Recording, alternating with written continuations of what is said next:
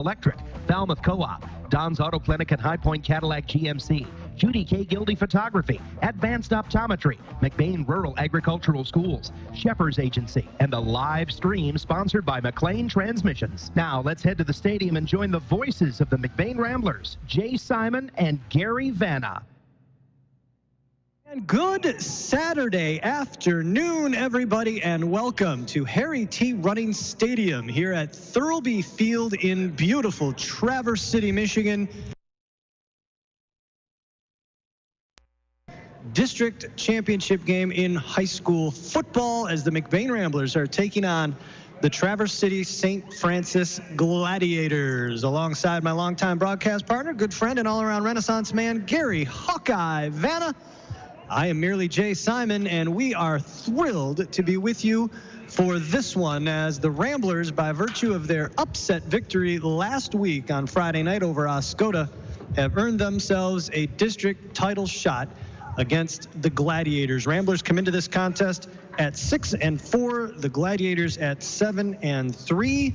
Two teams that don't have a ton of experience with each other, but we are really hoping for a good one. Coming to you live from the Shepherd's Insurance Agency broadcast booth.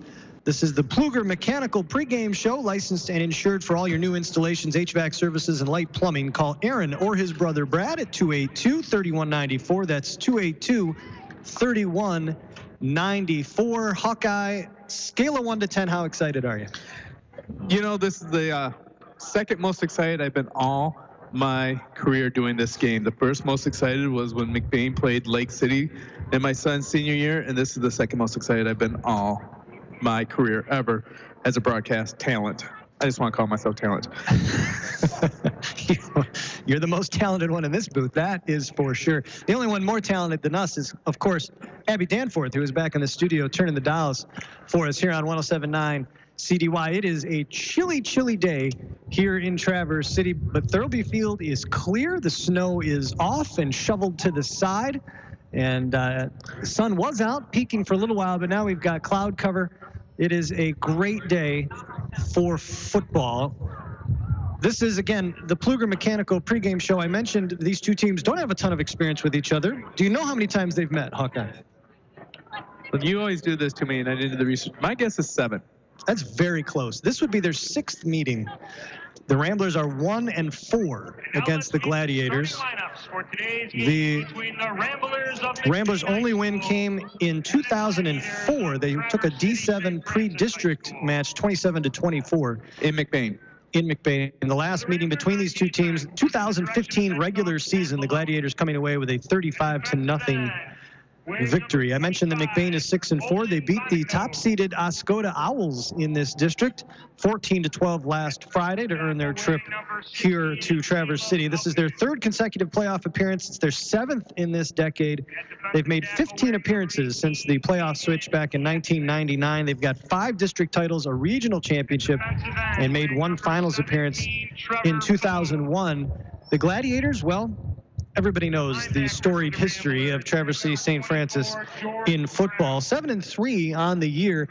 You think to yourself, well, that's a little bit of a down year, but then you look at the 3 teams they lost to. 8-1, 9-0, 9-0, and all 3 teams, Kingsley, Glen Lake, and Muskegon Oak Ridge, are in district championship games this weekend. So those 3 losses, nothing to shake a stick at for sure. They have missed the playoffs since the switch in 1999. Once. They went 4-5 in 2012.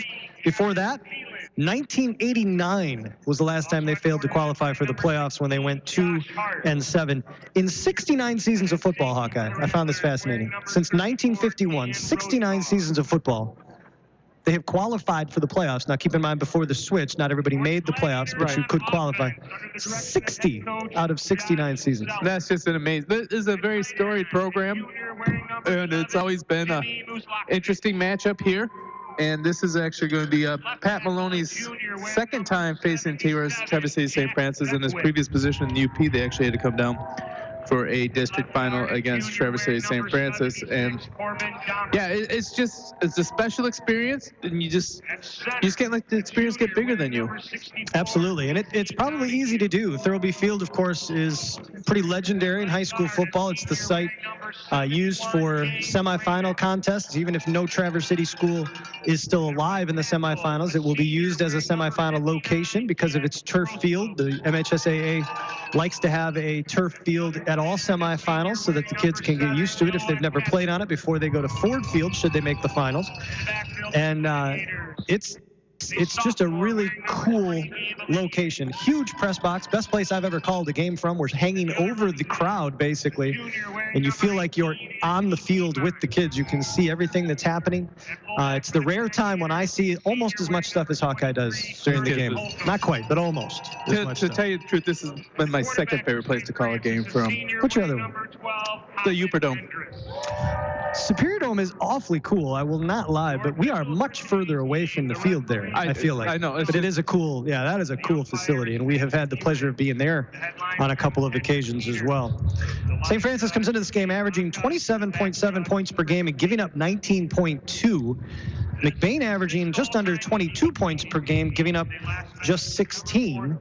And they were the only team to score more than twice on the Beale City Aggies, who they gave their only loss to, beating them 27-0 back in week 8. So the Rambler defense is what they've hung their hat on all season long. It's what's really allowed them to perform well. It really sparked their 4-game winning streak that got them into the playoffs. And it's the Rambler defense, I think, personally, Hawkeye, that's going to be key for them against this Gladiator team today. Well, yeah, you hang your hat on the defense, and that is for sure. And you got to see Owen Bonico looks like he's finally at 100%. If they're going to put his hand in the dirt and see if he could disrupt the rushing attack of St. Francis, as well as the fact that the defense is just really starting to come around. Lucas Skolton has really, really developed very nicely as a linebacker. We are going to get the starting line. We're going to get the national anthem. They usually do the national anthem at 5-2 here at Thurlby because they try to get the game kicked off right on time. So while they do that here at Thurlby Field, we'll take a quick break. The Pluger Mechanical pregame show from the Shepherd's Insurance Agency broadcast booth. We'll be back right after this. Ebel's General Store is proud to present the 2019 Buck Pole, November 15th and 16th only. Come on down and show off your prized buck for a chance to win many prizes, including a Polaris 450 all-wheel drive four-wheeler. There are over 40 prizes totaling over $15,000 in total value. So why show off your buck on Facebook when you could enter the Ebel's General Store Buck Pole and win big? The Ebel's General Store Buck Pole, November 15th and 16th in beautiful downtown Falmouth. High school students are training for the jobs of tomorrow today at the Wexford-Missaukee Career Technical Center in Cadillac. Juniors and seniors from 12 area high schools can choose from 14 career-driven programs. Free college credit is available. Visit WMISD.org and click or tap the Career Technical Education link. See all the great programs, then talk to your student's counselor. Call 876-2200. The Wexford-Missaukee Career Technical Center on 13th Street across from Baker College. Proud to serve the students of McBain High School. CTC is the place to be. When it's late, when it's snowing, when you just have to have it. It's nice knowing McNally's Party Store in downtown McBain is open 7 days a week.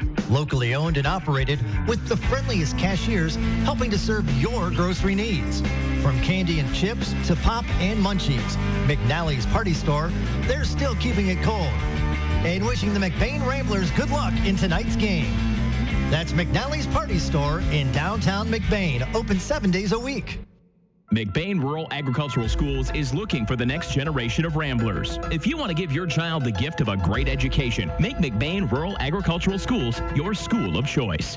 Every McBain Rambler gets a MacBook or iPad, a strong curriculum, including a variety of vocational programs, great athletics, and access to a brand new state-of-the-art performing arts center. Because great performances shouldn't be limited to the football field and basketball court. School of Choice is now open, which means a huge decision for your family is upon you.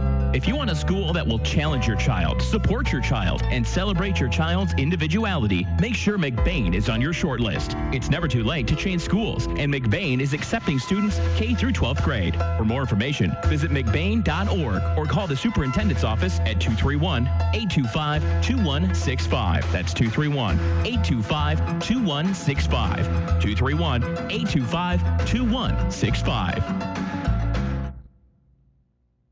Field in Traverse City. Jay Simon alongside Gary Hawkeye Vanna. This is the Shepherd's Insurance Agency broadcast booth, the Pluger Mechanical pregame show. Hawkeye, how about the Northern Truck Service starting lineups for the teams? Well, since you stole them. I didn't steal them. I just had them all along. Oh.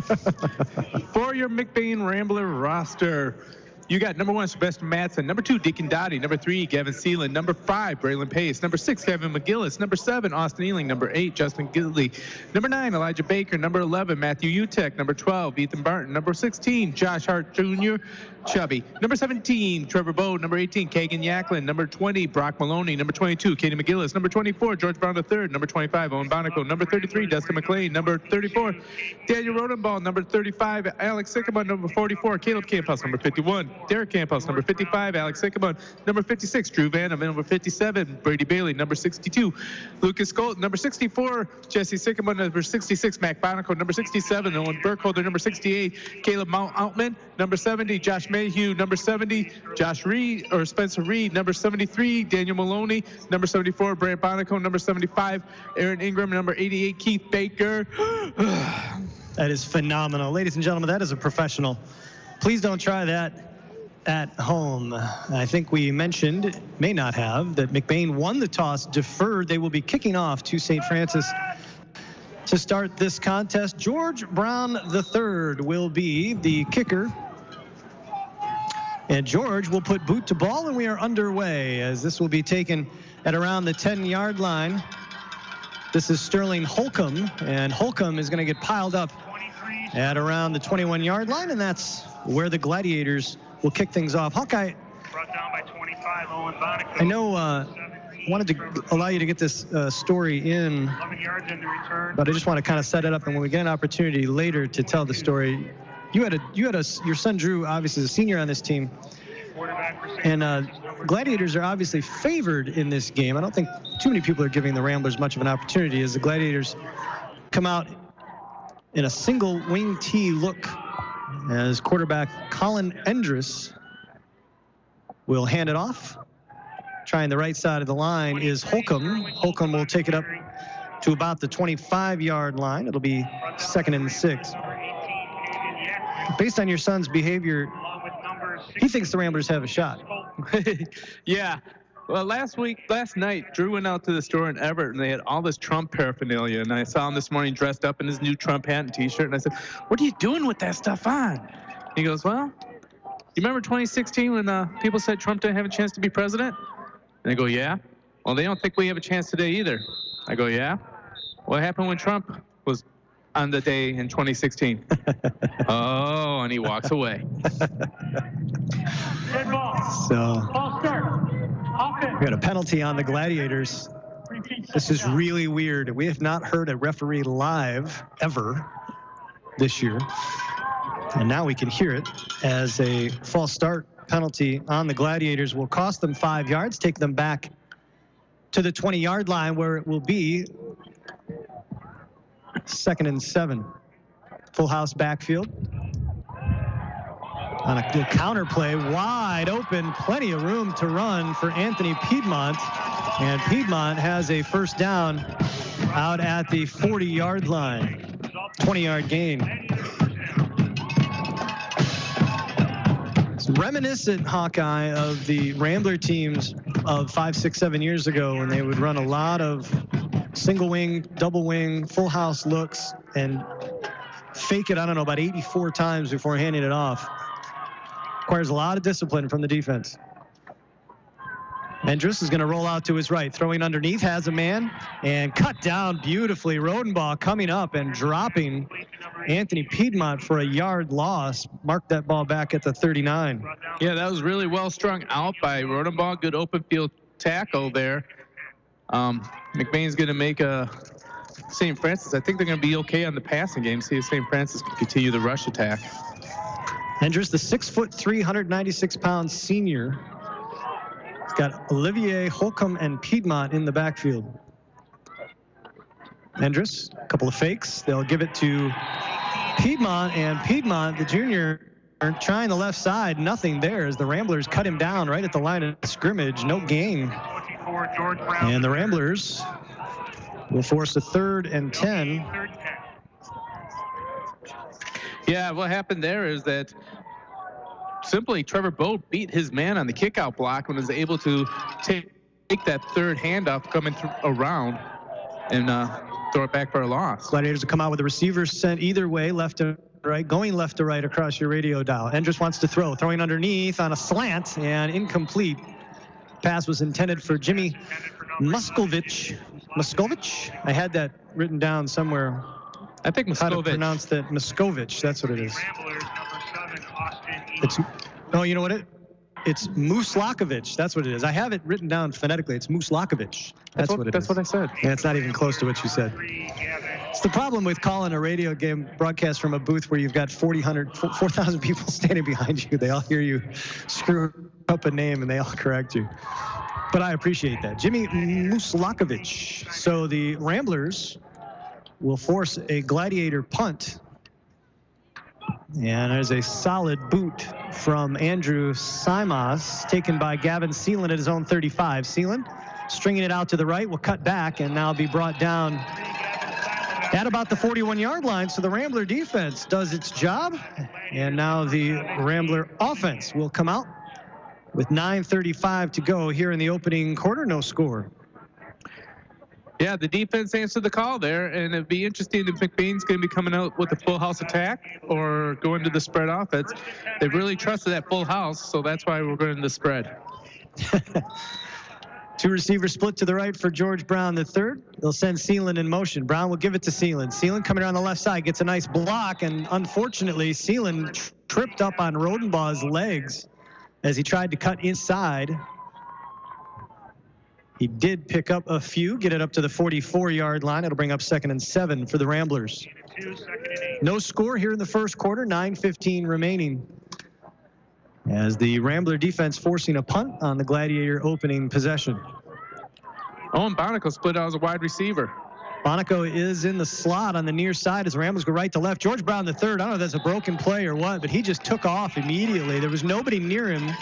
Seelan had left the backfield. He had nobody else back there with 3 receivers to his left. Lucky to get back to the line of scrimmage. It'll bring up 3rd and 7. Actually, that was a design quarterback keeper. They're liking the matchup of George Brown running the ball, and they don't think that St. Francis does a good job covering running quarterbacks. Ramblers quickly. Brown throwing underneath, looking for Seeland and led him too far to the left. Closely defended by Sterling Holcomb. And the Ramblers will be forced to punt it right back. 4th and 7 from their own 44, and I assume we'll see the spread with George Brown. And the Gladiators, they don't bite. Are not going to bite at all, not in a 4th and 7 situation. They send 2 men deep. So the Ramblers, Brown will boot it. Sky-high punt that is going to be taken at the 20 through his hands. He definitely touched that. There's a bat over the ball, and the Gladiators going to come up with it. Daniel Rodenbaugh, Hawkeye, could have scooped that up and scored. I thought he was going to grab it at the 3, and he missed it. And the Gladiators are going to come up with it. Endress actually recovered it himself. The bad news, they could have had 6. The good news, the Gladiators are pinned back at their own 2-yard line. You know, I don't want to brag up, but my son was on a play like that in 7th grade, and what he did is he actually tackled the only Gladiator or the only other opponent around the ball after he touched it, left it easy for his team to pick up. McBain, to scoop and score at that point, getting the ball is the most important thing, and they gave away an opportunity to get a deep turnover, in my opinion. Endress will hand it off, trying the left side. Not much there. That was Aiden Schmuckel on the carry. Schmuckel takes it out to just shy of the 5-yard line. Give him 3. It'll be 2nd and 7 now for the Glads. And a 3, 2nd and 7. Just inside 8 minutes to go here in the opening quarter. No score. 2nd and 7 for the Glads as they go left to right in their home Navy uniforms with old gold pants and helmets. Handoff is on the left side again. This is Gabe Olivier. Olivier will take it up to about the 9-yard line. Give him 4. It's going to make it 3rd and 3 now for the Glads. Yeah, nice little penetration by George Brown on that one. McBain needs to has another key third down play right here. You know, you can just keep on going by. When you take a team that's supposedly better than you and you give away opportunities to steal something, I'm afraid it might haunt you at one point. Endress will hand it off, trying the right side, and the Ramblers stack him up. This is Olivier, and Olivier is going to take it out to the 11, but he's going to be shy of the first down. It's going to bring up 4th and about 1 now. Very short one for the Gladiators. And Endress will go to the sideline. It looks like they will punt. Yeah, he got his first introduction to Owen Bonico as Bonico cut through the gap right there from defensive end, was able to wrap him up on the fake, and he fell forward, but wasn't enough for the first down. Great defense by Bonico, and then cleaning up by McGillis, making sure he did not get any more forward progression. Andrew Simaz brings in one of his gunners for a little extra protection and gets off a nice boot. It's going to bounce inside the 40-yard line, go out to around the 44, and that's where the Gladiators will down it. So McBain is going to have excellent field position at the 44-yard line of the Gladiators to start this possession with 6:24 to go here in the first. No score. And we're going to see the full house backfield coming in as Deacon Dottie is going to take his first look at quarterback. Now that is interesting to me, because hadn't they been using Bonico in the backfield? Well, Instead, they're using Bonico on the line. Bonico had the ankle injury. We ran it the one time, and George Brown was fighting a knee injury. That's why he wasn't running back. Brown will take the handoff, and he will get stopped right about the 45, or actually just got to the line of scrimmage, so it'll be 2nd and 10 at the 44. So Deacon Dottie will be under center with the full house backfield. You've got Sealand, Rodenbaugh, and Brown in the backfield. Unbalanced line right now. Well, now they swapped Vanna for Bonico. Yeah, Bonico will come to the near side. 2 tackles on the far side. Dottie will give it to Sealand. Sealand, nice tackle made coming from behind. The offensive line, Hawkeye, got a good push, but Colin Endress, the 6'3" quarterback, got around the edge and took him down. Yeah, he was really quick out there, and saw George Brown with a huge kick-out block right there, so if we could have got past that end, that would have been a huge gain. Ramblers now will go back to the spread look. They've got trips to the right. Hart is your lone receiver to the near side. Brown in the shotgun with Bonico. Rolling to his right, he's going to keep it. Lots of room to run. George Brown, the third, runs through a tackle, diving forward. Actually going to mark this at the 34-yard line. It's going to be very close to a first down, and they will move the chains. Yeah, that was a design quarterback keeper right away. McBain, defensive line, they pinched the middle and left the defensive ends a chance to get a free rush, but they were able to push the hole for George Brown once again. They're going to see if George Brown can take advantage of his running ability.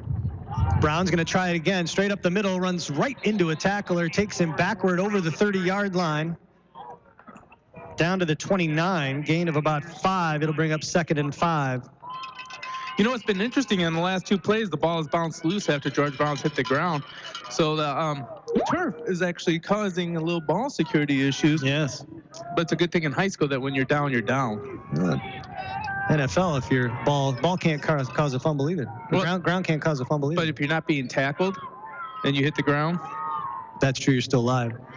Brown will hand it off to Rodenbaugh, a little bit of a counter, and the Gladiators read that well. I thought that was a pretty well set up play, Hawkeye, but Rodenbaugh got met on that right edge and could not get his footing to try and turn up field, and he gets brought down just outside the 30-yard line, loss of a yard. It's going to bring up 3rd and 6 now for the Ramblers. You know, running on turf is a different type of game, and the turfs have come a long way, but the cleating is still a little bit of a question. If traditional cleats or too long of cleats could cause you to slip when you think you get better grip. 4 minutes to go here in the opening quarter, no score. Brown wants to throw. He'll sling it, looking for Rodenbaugh. Had Rodenbaugh breaking open, but Brown had to throw it a little earlier than he wanted to because the St. Francis had some pressure coming from the right side. Brown threw it a little early. Rodenbaugh had gotten some separation, but he just led him too far. And it's going to bring up 4th down now for McBain. 3:49 remaining here in the opening quarter. And they're looking at a 4th and 6 from the 30. Seems like 4-down territory in all likelihood. They come out in the spread look, which is not an indication of what they plan to do. Trips to the right for Brown. George rolling right, looking, pump fake. Now he'll throw, looking for Seelan in the end zone, and overthrows him, but there is a flag in the backfield. Excuse me. There is a flag in the defensive backfield. Hoping for a holding call downfield on the defensive back. And if Seelan had burned him, that's wouldn't be surprising if you want to try to avoid the touchdown. I don't think it was on Seelan. I think it was over on Chubby Hart coming across. He was being held from being able to break open. Well, and we're fortunate because the white hat is mic'd. We get to hear what the call is. Holding, defense, 10-yard penalty, enough yardage to give us first down. And there you go. Hawkeye called it. So the Ramblers go for it on 4th and 6, and the Gladiators bail them out with a holding call. And they will mark the ball at the 20-yard line. It's a first down for McBain. Spread formation again. Brown, designed run, follows Bonico and dives forward to just shy of the 15. It's like they're going to mark this. Well, we'll call it the 15. It's going to be second down and a very long 5 for the Ramblers. 2nd and 5. 3:25 and ticking to go here in the opening quarter. No score. McBain going right to left across your radio dial in their road white uniforms with green pants, gold winged helmets. 2 receivers to the near side. Trips to the near side for Brown. Brown slings it out to Seelan. Seelan gets a couple good blocks. Seelan inside the 10, makes a move, 5, and it gets pushed out of bounds just outside the 5-yard line.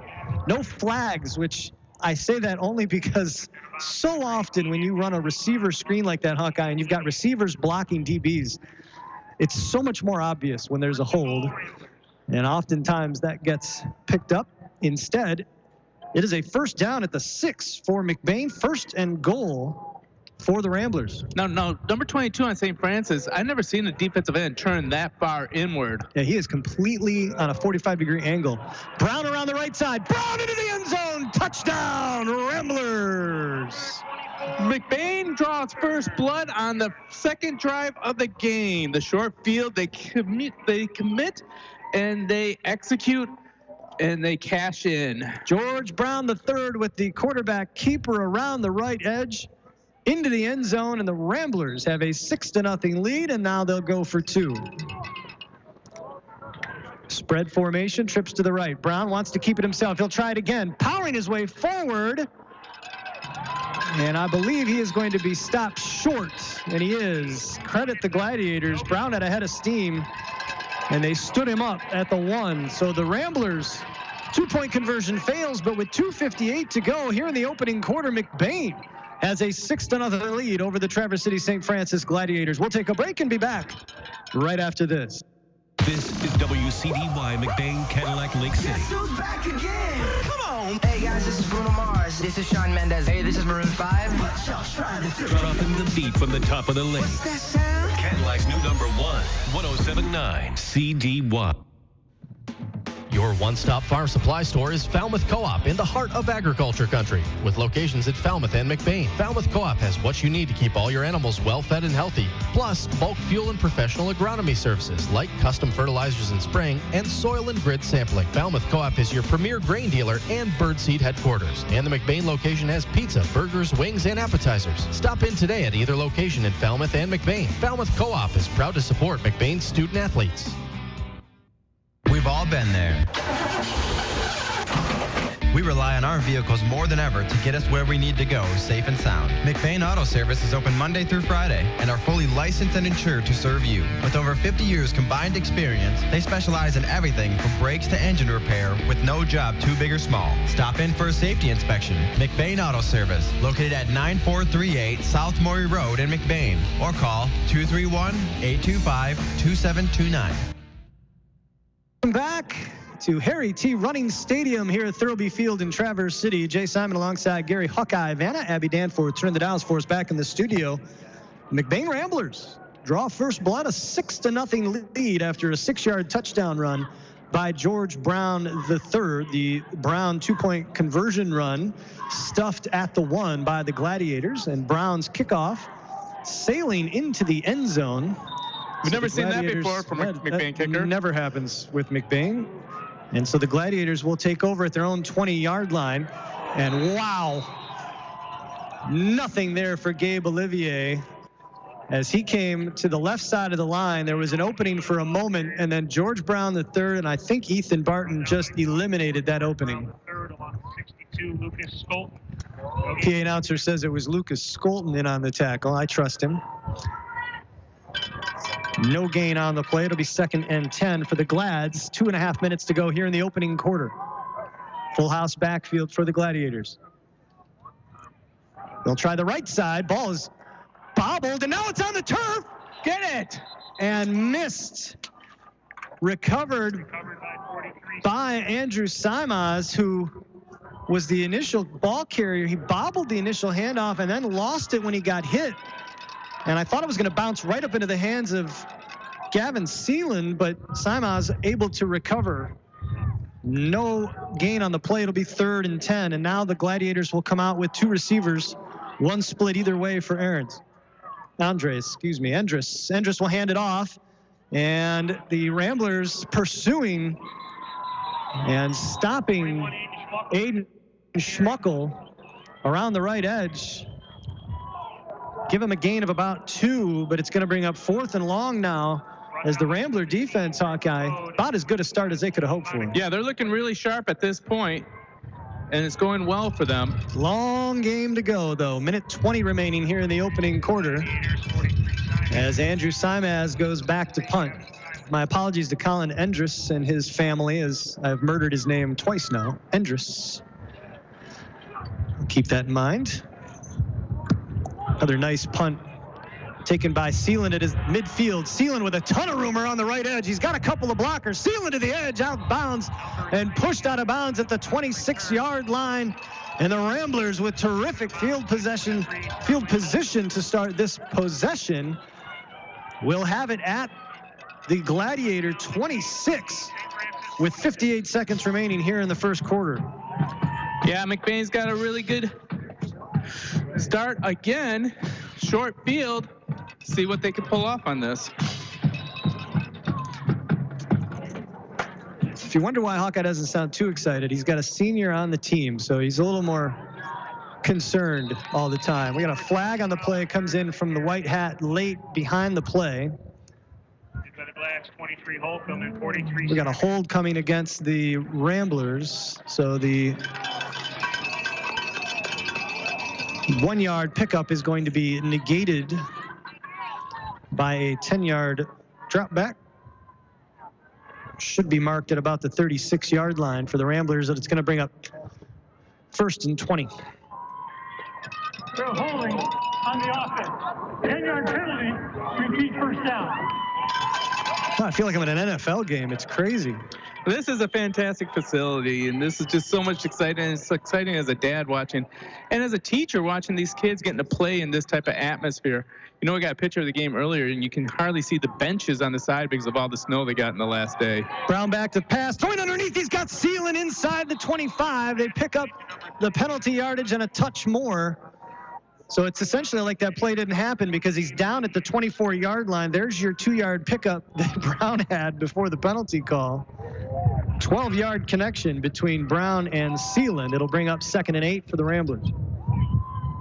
Brown, designed run, trying to avoid a man, and now he'll fly forward. Great job. Andrew Simaz tripped him up, and George Brown used every bit of his 6'4" length to just dive forward to the 22. He picks up a couple. It'll bring up 3rd and 6 now for McBain as we get into 8 seconds to go, and I think the Ramblers will be content to switch ends of the field. After 1 quarter of play here at Thurlby Field in Traverse City, the McBain Ramblers have a 6-0 lead over the St. Francis Gladiators. Second quarter action coming up. We'll be back right after this. In this moment, who has your back? Do you know the name of your insurance agent? Does your agent know your name? Or would you call a 1-800 number that connects you with who? Another state? Another country? Get a local independent insurance agent with Auto Owners Insurance. Someone you can call when bad stuff happens. In this moment, get an agent who will protect you in that moment. Shepherd's Agency. Founded by Joseph Shepherd and today celebrating nearly 100 years of serving all your hometown insurance needs. The Shepherd's Agency in downtown McBain. Call 231-825-2411. Don's Auto Clinic, Chrysler, Dodge, Jeep, Ram, and High Point GMC Cadillac continue to grow together to serve you better. Our staffs are a group of hardworking individuals who, just like you, get the job done every day by showing the dedication and determination to teamwork. You will not find a more dedicated team making the car or truck buying experience more seamless and easy. Locally owned dealerships, proud to support all local high school sports. We're behind you all the way. And welcome back. Thurlby Field here in Traverse City, Michigan. Jay Simon alongside Gary Hawkeye. Vanna D7 district title game. McBain Ramblers lead the St. Francis Gladiators 6-0 after 1 quarter of play. And the Ramblers looking at a 3rd and 6 from the Gladiator 22-yard line. George Brown III, who scored the Rambler touchdown from 6 yards out. In the spread formation, he's got trips to his left. Seeland is your slot receiver. Ethan Barton, your lone wide out to the near side. Looking down the middle for Seeland. And Seeland basically had to turn into a DB because Gabe Olivier probably had a better chance to take that ball away than Seeland did, as George Brown might have kind of underthrown that one, Hawkeye. I think he might have, if he throws it a little deeper, Seeland's got the best chance and the only chance at that ball. Well, the thing is that, Bonico's at quarterback. Owen Bonico at quarterback. And they were trying a little trickeration where the ball is snapped to Rodenbaugh as he goes by, but motion on the Ramblers.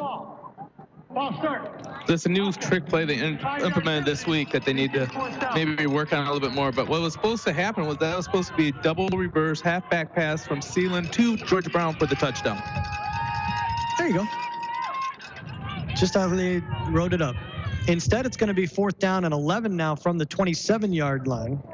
And I bet you they're looking at the same play again if Bonico's at quarterback, just going the opposite direction. Now they seem very confused right now.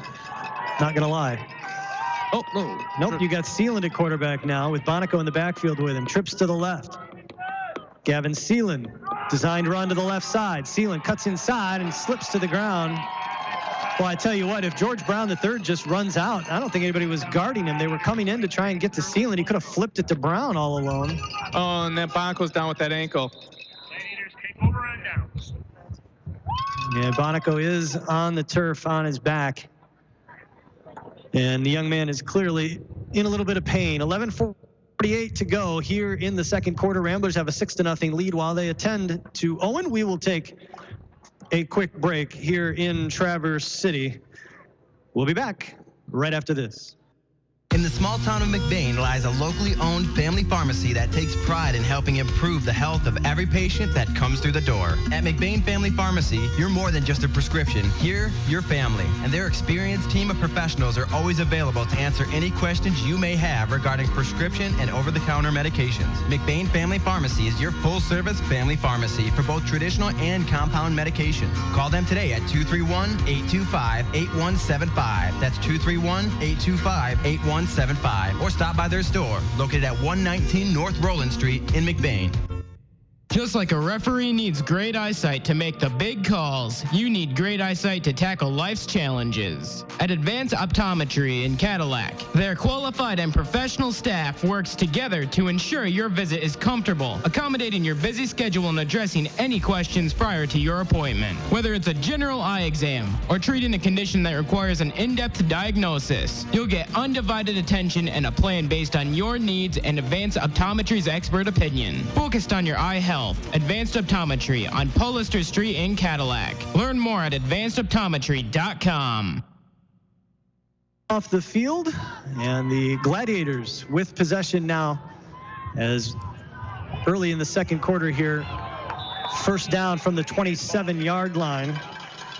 Handoff is to Gabe Olivier. He'll take it out to the 29. It'll be 2nd and 8 for the Glads. And Hawkeye was saying during the break that it's a tough break for the Ramblers. You think he'll be right back out on that field?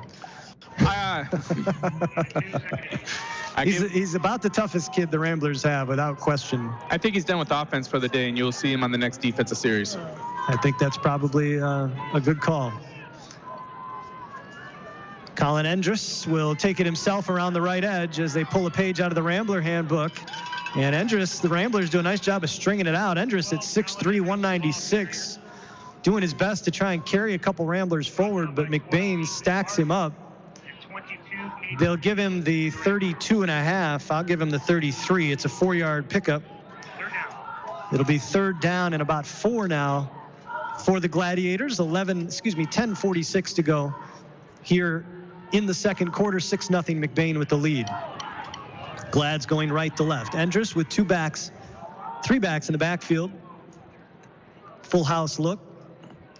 Endress will give it to the fullback straight up the middle, and a nice job by the Ramblers to pile that one up. Hit by 12, Ethan Barton. You know, Bonico went off the field, and Barton has come in for him, and you're really happy to have an Ethan Barton as your Johnny on the spot there, because that 2 plays in on 2 tackles, and it looks like St. Francis may be going for it in 4th down right here. Well, 4th and 2, it does. They will line up to go for it. Endress is under center, looking to the sideline for the play call. Are they trying to get McBain to jump?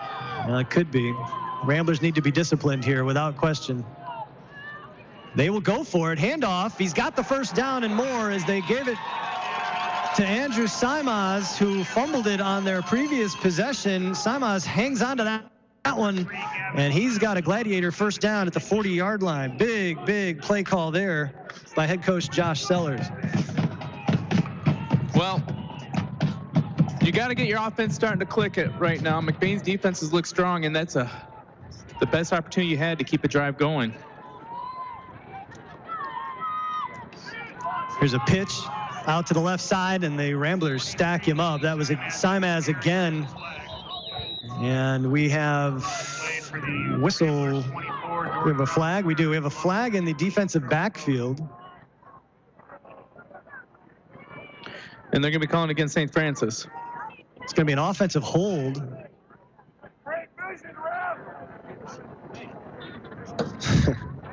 It's the problem with the field mic.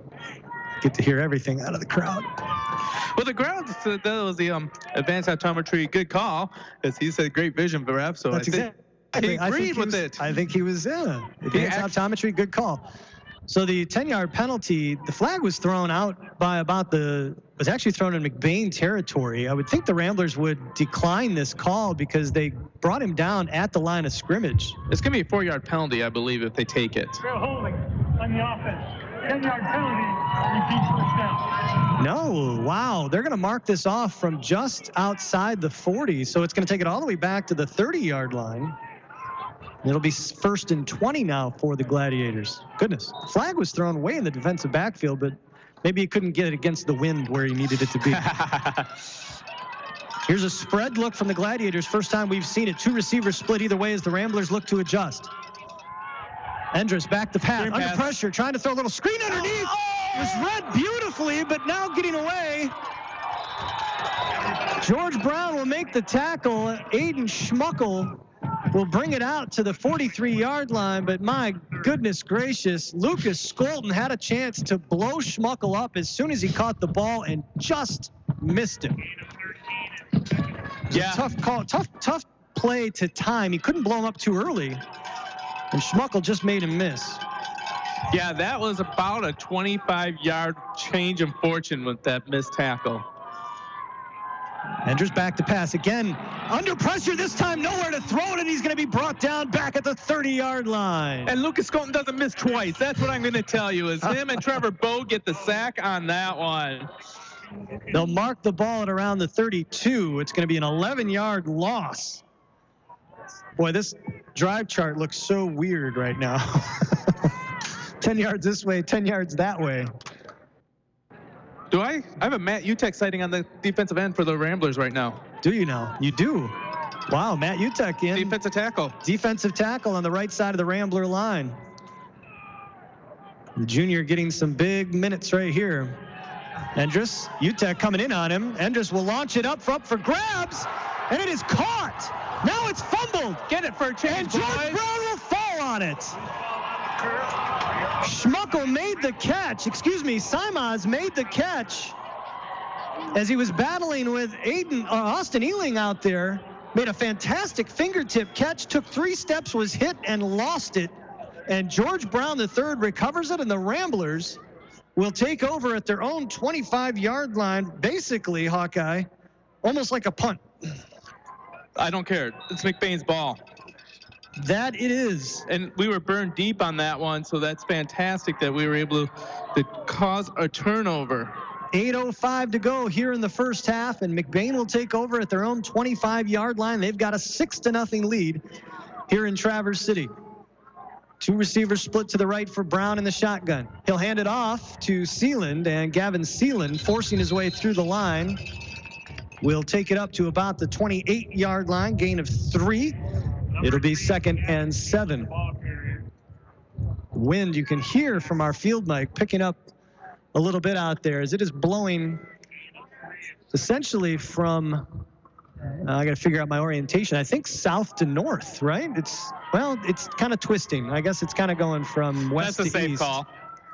Going from west to east in the face of the Ramblers right now. Brown slings it out for Sealand. Sealand with room up the left side, and Sealand will go out of bounds at around the 44-yard line. He's got a first down for McBain. Another good play design there for a quick hitter. 7:23 remaining here in the first half. 6-0 McBain as they come out again in the spread look. Ramblers look to their wristbands. They don't often look to the wristbands when they're in the full house. No, they don't. Trips to the right for Brown. He's got Caden McGillis in the backfield with him. Brown on a designed run will come to the right side, trying to cut inside his blockers. Will take it over the 45, down to the 47-yard line. Gain of 3. It's going to bring up 2nd and 7 now for McBain. 7:10 remaining here in the first half. Brought down by the Gladiators, 27, Gavin Willman. 41, H. Muckle. 3, 2nd and 7. 2 receivers split either way for Brown. McGillis in the backfield. Brown wants to throw. Looking underneath and caught. Ethan Barton thought it was for him, reached his hands out, missed it, and it hit Gavin Sealand right in the breadbasket. George Brown knew who he was throwing that ball to. I don't know if it hit him in the breadbasket or impaled in between his shoulder pads, because that was a bullet that was on a straight laser line sighted into number 3. In any case, it's a Rambler first down at the 43-yard line of Traverse City. Brown wants to come back for Sealand, launching it up for grabs, and Sealand at the sideline can't bring it in. Defended by Jack Williams, and Williams going stride for stride with Gavin. That was a tough throw for George Brown as he had to throw that a little bit against the wind. It was a little wobbly, but he back-shouldered it, Hawkeye, put it in the right spot. Sealand really the only one who could have brought that in. Yeah, that was, There's a play clock. Did you know they have a play clock here? No, I did not. But I didn't know they had a play clock. Tell you what, Elijah Baker checks in. Gavin Sealand needs a little bit of a blow. Freshman Elijah Baker's in. Tell you what, George Brown has some safety nets. He just throws the ball up, and he gets a lot of opportunities. Baker's going to get an opportunity. Baker trying to cut inside. Baker is going to get taken down at about the 39-yard line. They will mark this. Yeah, Baker's just this little small speed back type of deal here. He reminds me of... That's a lot of trust in a freshman to hand him that ball right there. Well, he only has one job, run as fast as you can straight forward. Yep. Ramblers looking to the sideline for the play. Baker will line up now on the far side. Ramblers going left to right here in the second quarter. Trips to the right for Brown. You got Rodenbaugh, Hart, and Barton to the near side. Brown on a designed run. Will take it around the right edge. Brown cutting inside, diving forward. Will take it over the 35-yard line, down to the 34-yard line. Gain of 5. And it's going to bring up 4th and short now for McBain. 4th and 1, 4 down territory. You know what that means? Gavin Sealand gets back on the field. That is indeed true. The senior's not missing out on this play. Maloney out on the field to give the play call. 4th and 1, a long one. Call it 1.5. Traverse City making some last-moment adjustments on their defensive line. Trying to put a little meat in there. McBain may have to blow a timeout here. And I think they probably will. Maloney standing right next to the official will call the timeout.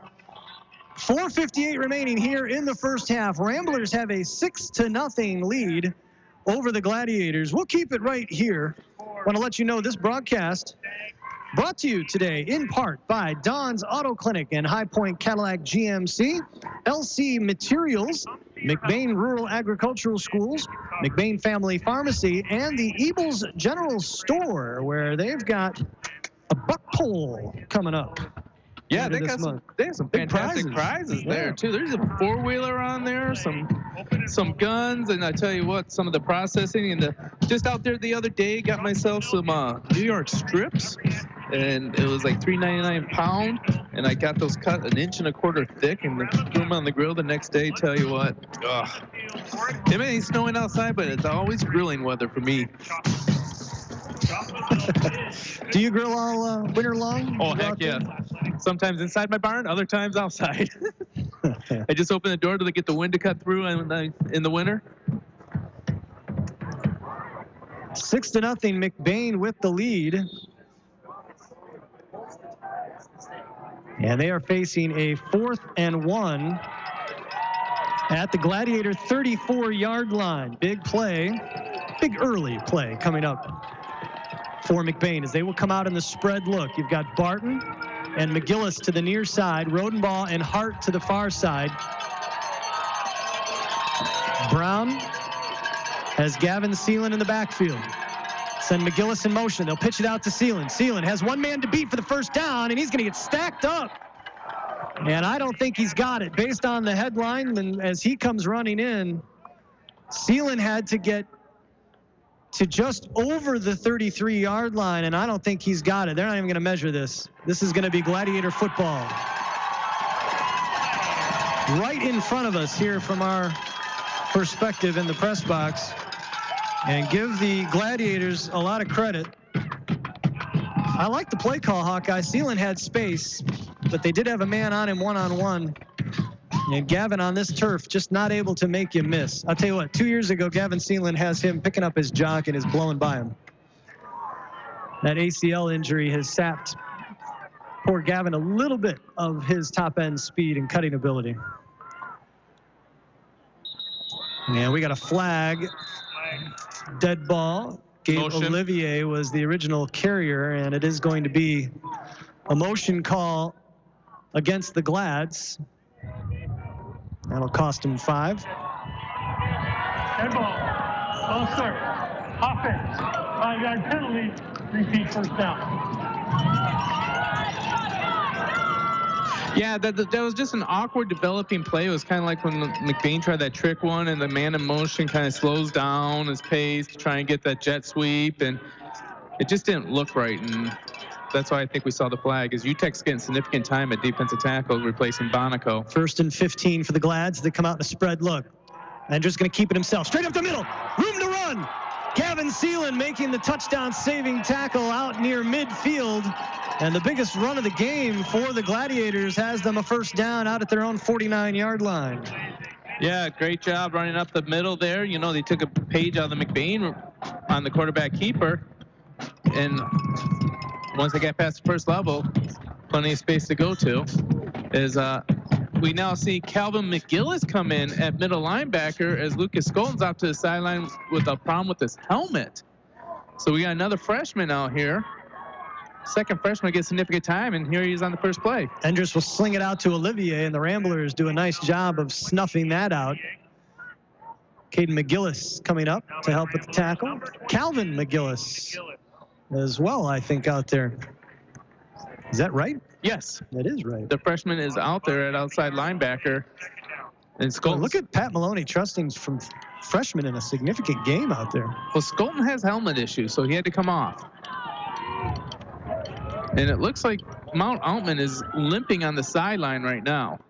So that's why we're seeing some of the younger kids getting in. 2nd and 11 for the Gladiators. Endress will keep it himself around the left edge. He's got some blocking. Ramblers stack him up and do a nice job of slowing him down. Well, Colin Endress. Trevor Bode got his ankle and didn't allow him to advance. George Brown III got underneath his offensive player to slow down Endress. Over midfield to the 49 of McBain, so a short gain. Got to give a shout out to Matt Utek for also being in on that tackle. This is playoff football, isn't it?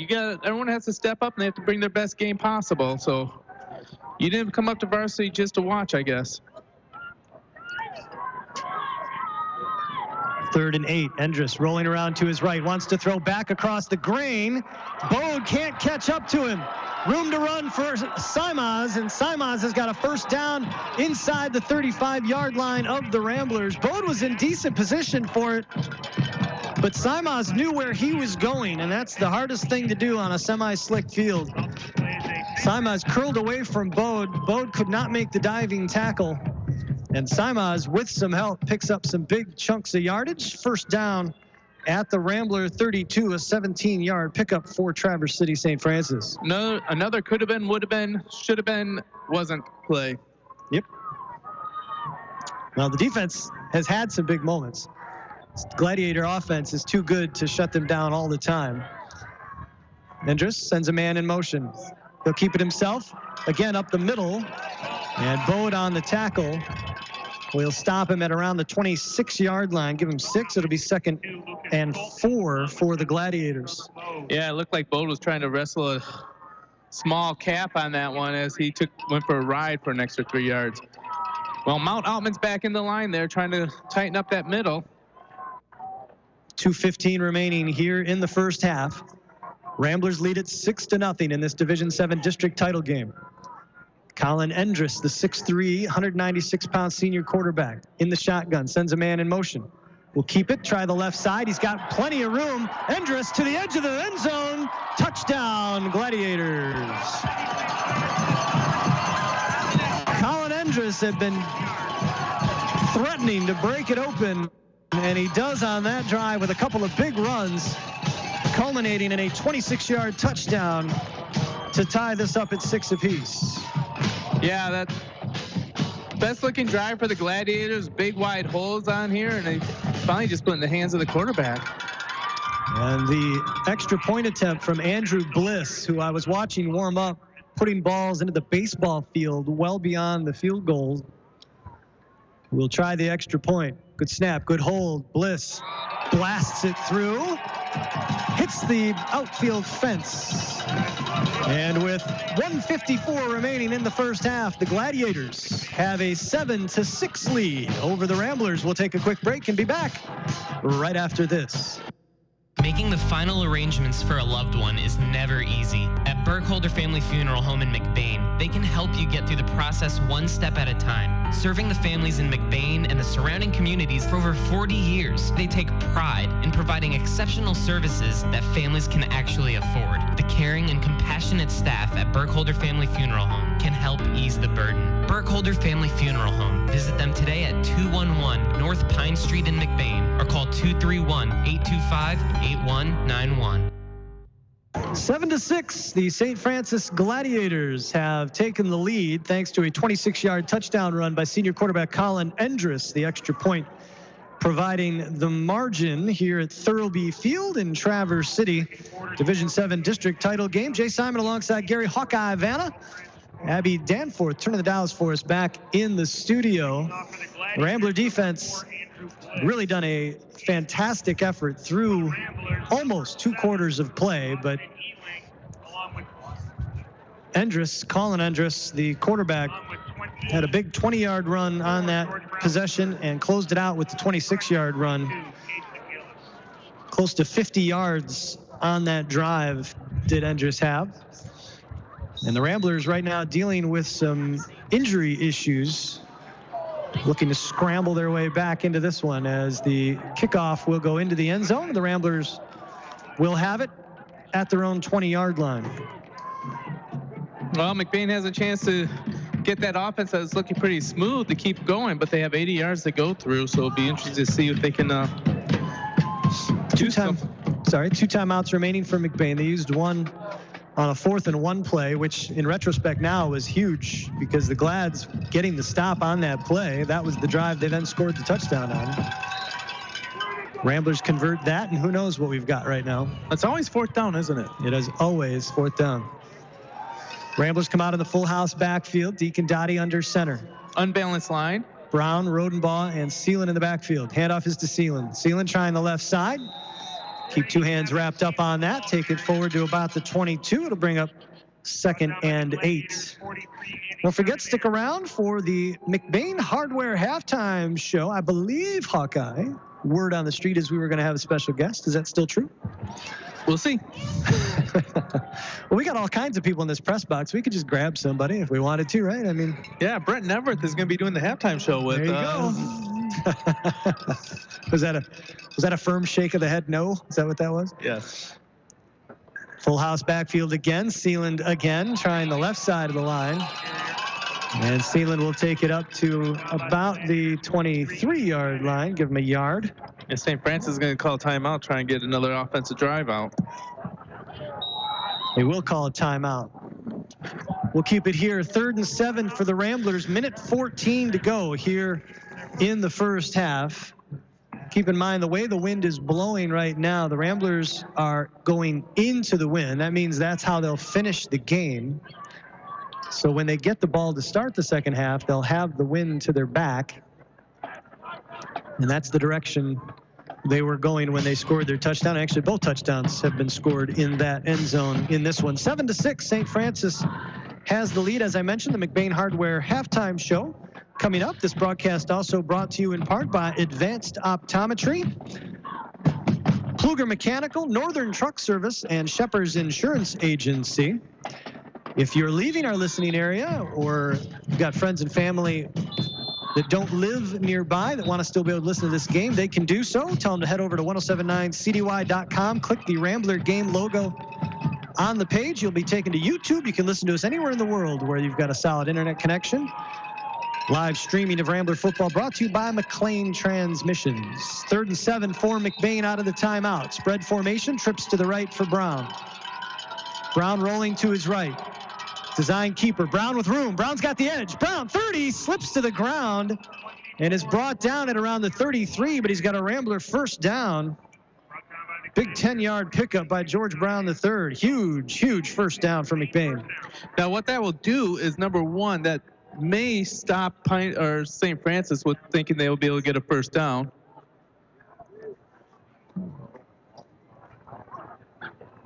Brown looking to the sideline for the play call. Ramblers look to their wrists. Well, it looks like Brown has lost his wristband. Yeah, he's sticking it in his pants now. Do what you got to do on the football field, I guess. But he won't see the play. Ramblers looked like they were going full house. Now they go back to the spread. Seelan's going to take the direct snap. Seelan around the left edge. Seelan almost lost the ball, got it back, and he takes it out over the 40-yard line, just over the 40. And the Ramblers are going to call a timeout with 39 seconds remaining. I'll tell you what, Hawkeye, what makes me a little nervous about this situation is this is where they might try to go deep. And when you're throwing into the wind, that is turnover prone. Yeah, I'm trying to figure out the wind because you look at the flags at the goalpost on the west side of the field, and it doesn't look like there's that much of a wind. They're not moving, and you look at the flags themselves on the east side of the field, and they're blistering. So yeah, they're straight out. So blocked by something over there or what, but it is slightly in their face. Again, I want to remind you, live streaming of Rambler football brought to you by McLean Transmissions. For anything transmission related and for quality used cars, head on over to McLean Transmissions on LaChance Road between Cadillac and Lake City. Call 779-1394. That's 779-1394. Tell you what I would think about doing is bring that Elijah Baker speedster in again. Fake handoff on the jet sweep, and George Brown go the opposite direction. 2nd and 3 for the Ramblers. Trips to the right. Brown rolling to his right, wants to throw. Pump fake. Now he's going to look for Seelan deep. Double team. Seelan has it. Caught at the 22-yard line. First down for the Ramblers. 31 seconds remaining here in the first half as the Ramblers hustle to the line. The clock will stop while they move the chains. And the chains move slowly, so this is going to give the Ramblers plenty of time to get up to the line because the chains are still back at the 40. the good things about McBain is the receivers have done a fantastic job of getting in there. And we're going to get a false start. I thought maybe we were getting a timeout from the Glads, but there's a flag. False start. Offense. Goodness. 5-yard penalty. Repeat first down. That'll take the Ramblers back to the 27-yard line, make it 1st and 15. Again, now there's 21 seconds remaining. How did 10 seconds burn off that quick? Ramblers need to go. 15 seconds to go. Brown rolling to his left. Now he'll cut upfield. Brown hit, will take it over the 25 down to about the 22-yard line. I can't tell if that's a leaf or a flag over by the first down. And we're going to get a Rambler timeout. That is a leaf. The Ramblers will take their last timeout with 5.3 seconds remaining, and they're going to have the ball at about the 22. It's going to be 2nd and 10 with 5 seconds remaining. So they're going to get one shot at the end zone here. Who are you going to, Sealand or Barton in the end zone? I go to Barton. Well, Sealand... They haven't targeted him yet. Sealand was double-teamed on that play. And Sealand has done a great job of out-fighting everybody else when there is a jump off. Underthrown ball. He came back to it and got that ball. But I would still look at Barton. I kind of like it. They haven't thrown his way yet. Nope, they haven't thrown his way yet. You only need one play on it. And let him go for the jump ball. Just throw it up high. He's got, 8 inches on his defensive back? 7-6, Gladiators with the lead. 5 seconds remaining here at Thurlby Field. Yeah, look, you got Barton next to Sealand. Sealand comes in a crossing route. Barton could go to the corner, and he'll have only man-to-man coverage because everyone will be spying. Yeah, that safety will stay with Sealand without question, I would assume. So let's see what they do. Barton is being checked. He is right up on him with press coverage. Brown wants to throw. Brown looking back, looking for McGillis. And they both came down with it. They're calling a catch. They're calling it a catch, and they're saying it's an interception. Oh, well. And the clock's out. Aiden Schmuckel comes up with the interception. And that is what will end the first half of play here in Traverse City. The St. Francis Gladiators lead the McBain Ramblers 7-6 after one half of play here in Traverse City. D7 district title game. The McBain Hardware halftime show is coming up. Don't go anywhere. We'll have our stats and thoughts for you right after this. Providing great service and quality to our customers, LC Materials is here for you and all your concrete and aggregate needs, both residential and commercial projects. We can assist you in estimates, sand and gravel needs, project details, and on-time delivery. LC Materials is also in Cadillac at the Concrete Store. The Concrete Store has building supplies, stone, block, tools, and other accessories to help you finish your project. So when you're ready, call LC Materials. We're ready when you are, online at lcmaterials.net. With straightforward rewards checking from Forefront Credit Union, you get 4% rewards for doing stuff you do every day, like logging onto your account and receiving e-statements. And you can open your account right online. It's that straightforward. Unlike someone's T-shot, straightforward rewards from Forefront Credit Union. Are you getting 4%? 4.08% annual percentage yield. Rate subject to change. Interest paid on balance up to $15,000. Some requirements apply. Insured by NCUA. When it's late, when it's snowing, when you just have to have it. It's nice knowing McNally's Party Store in downtown McBain is open 7 days a week. Locally owned and operated with the friendliest cashiers helping to serve your grocery needs. From candy and chips to pop and munchies, McNally's Party Store, they're still keeping it cold. And wishing the McBain Ramblers good luck in tonight's game. That's McNally's Party Store in downtown McBain, open 7 days a week. McBain Rural Agricultural Schools is looking for the next generation of Ramblers. If you want to give your child the gift of a great education, make McBain Rural Agricultural Schools your school of choice. Every McBain Rambler gets a MacBook or iPad, a strong curriculum, including a variety of vocational programs, great athletics, and access to a brand new state-of-the-art performing arts center. Because great performances shouldn't be limited to the football field and basketball court. School of Choice is now open, which means a huge decision for your family is upon upon you.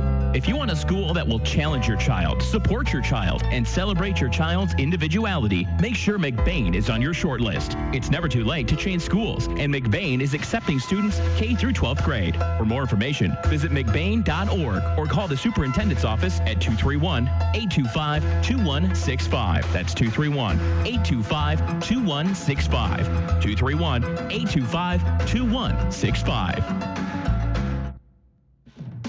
Your one-stop farm supply store is Falmouth Co-op in the heart of agriculture country, with locations at Falmouth and McBain. Falmouth Co-op has what you need to keep all your animals well-fed and healthy, plus bulk fuel and professional agronomy services like custom fertilizers and spraying and soil and grid sampling. Falmouth Co-op is your premier grain dealer and birdseed headquarters, and the McBain location has pizza, burgers, wings, and appetizers. Stop in today at either location in Falmouth and McBain. Falmouth Co-op is proud to support McBain's student athletes. 7-6, our halftime score here at Harry T. Running Stadium at Thurlby Field in Traverse City. Jay Simon alongside Gary Hawkeye, Vanna, Abby Danforth turning the dials for us as our producer and engineer back in the studio. Ramblers drew first blood with a 6-yard touchdown run by George Brown III in the first quarter. St. Francis answering with a 26-yard touchdown run by their quarterback, Colin Endress, the senior.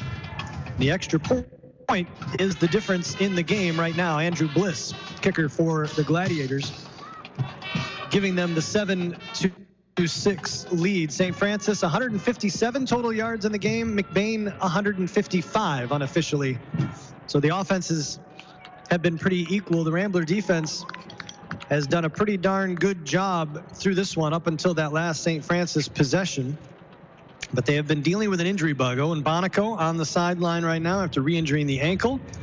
And they've had a couple of freshmen that have had to step in, as well as junior Matt Utek has played some significant minutes at defensive end as they have had to adjust. But this is it, do or die time. D7 District Championship game here in Traverse City. Win or get ready for basketball season. Yeah, it'd be interesting. Hey, you know this is the McBain Hardware halftime show. Thank you. I was about to say that, I swear. And I just want to let you know, Ron has a question for you. A question for me? Yeah, how are those cold snap gloves working out for you? Because I told him about how last week you were complaining about how cold your hands were, and then how I got these wonderful gloves from the McBain Hardware. I don't know where my coat went, but they're in the pocket. Yeah, there you go. Ron wants to know, how are they? They're fantastic. They really are. I don't know if they come in different sizes, if they make a smaller version of them, because I've got tiny little hands. But I'll tell you what, I've used them to jump rope outside. They've got such good grip, right? And they're fantastic. Keep my hands warm. Wow. Thank you very much, sir. I need to give a shout out to WLJN up here in Traverse City. I don't know if I'm allowed to do that, but I'm going to do it. They broadcast St. Francis football all season long, and they have handed us statistics, the kind we're used to seeing for at the Breslin Center when we call basketball games. The few times we've been fortunate enough to go down there. That is pretty cool. This is, as Hawkeye mentioned, the McBain Hardware halftime show. And we've got a special guest as McBain Superintendent Dr. Steve Preisel has joined us in the booth. Steve, welcome. Jay, Hawkeye, good to see you again. I know I love coming up here with you guys. Yeah, I understand that this is the superintendent thing is actually a part-time job for Dr. Preisel. Yeah. He really is the fill-in color guy, and that's his real full-time job. And that's the that's the one he seems to like. There's a lot less bullets flying at the color guy. Yeah, in fact, the board was a little bit concerned about how much time I was spending up here. So, but no, all's good. Well, Steve, you just saw how things went for the first half. What'd you think of what's your first impression? Well, from the vantage point I had, I was actually right behind the bench for the first half. And, as you guys saw, our defense has really stepped it up. And it was a little frustrating that we had a couple of fumbles there. It looked like guys had their eyes opened up wide when they saw it bouncing around and tried to pick it up and run. They need to jump on that. They did it that third time. But we had a couple opportunities slip away as far as getting on to fumbles. But our defense has really done well. And as Jay said, the injury bug I've been watching Owen over there trying to walk that thing off. You can tell he wants to get back in, but it's rough. And I saw Caleb Outman come out as well. So, everybody's got all hands on deck right now. Report from the sideline reporter Drew Bronkema is that Fred is going to tape it tighter than a drum, and Owen is going to try and give it a go, and we're going to see how long he can tolerate the pain. I guess the report is he can't do any more damage to his ankle. It's just how much pain can he tolerate. Right. Well, I can tell just visibly watching him. He wants in. I mean, he's chopping, but if you ever had any of those ankle sprains like that, the taping's going to help. You know what? And he can ice it tomorrow is what he's thinking. Well, I mean, from my personal standpoint, Steve, if I roll my ankle walking down in a little crack on the sidewalk or something, I'm out for 6 weeks. So. Yeah. Owen's a tough boy, that's for sure. That is for sure. Well, it looked like our offense seemed to have some things rolling, and they didn't really seem to have much holding them back. Yeah, and it seemed like at the beginning, and I thought Coach Baloney did a nice job kind of shifting things up. He opened up with the spread. It seemed like George was running the ball a little bit more, and it was kind of predictable. And then tried full house, and then went back to the spread, and just really got a good rhythm, passing and running. And so, we got down and, we really had good field position, which in high school football is so important because you can really get into 4-down territory. So, and the thing is it's really hard for high school teams to sustain 10, 12, 14 play drives without screwing up in some distance. And if you can cut it down to a single-digit drive, you're going to increase your chances of scoring. Yeah, absolutely. And we get the ball second half here, so we got to come out and be ready to go, and if we can make a statement with that first run, that can really change the momentum here. Tell you what, Mark Monaco before the game, he's predicted that McBain and Traverse City St. Francis were going to score the exact same amount of touchdowns, and it's going to come down to St. Francis' automatic 1-point extra point versus McBain's 2-pointers, and that's been partly true, halfway true. Right. Yep. He's right through the first half. So, I just we'll have to see how this thing works out, and hope everybody stays healthy. Hey, I'm going to give you some first half stats, and then you guys can comment on this afterwards. George Brown III leads the rushing attack, 11 rushes for 47 yards, 1 touchdown as long as 10 yards. Gavin Seelan, 8 rushes for 18 yards, and Elijah Baker, 1 rush for 5 yards. Passing, George Brown, 5 for 10, 1 interception, 87 yards, with that long 39-yard pass to set up a chance for a score in the end of the game. Kickoffs, George Brown has put 2 through the end zone. We have yet to see that ever. And tackling led by Trevor Bowden on defense with 5 tackles. Ethan Brown 3 and 1. And George Brown 2 tackles, 2 assists, and the only fumble recovery. Well, my first reaction is that we got some different names in there than we usually do, and that's with some guys stepping up. And I just feel, I think you guys had said we're at 155 and St. Francis at 156 offense, and so it's just very, very even right now. Yeah, it's going to be the bounce of the ball, I think, that's going to make the difference in the second half. Yeah.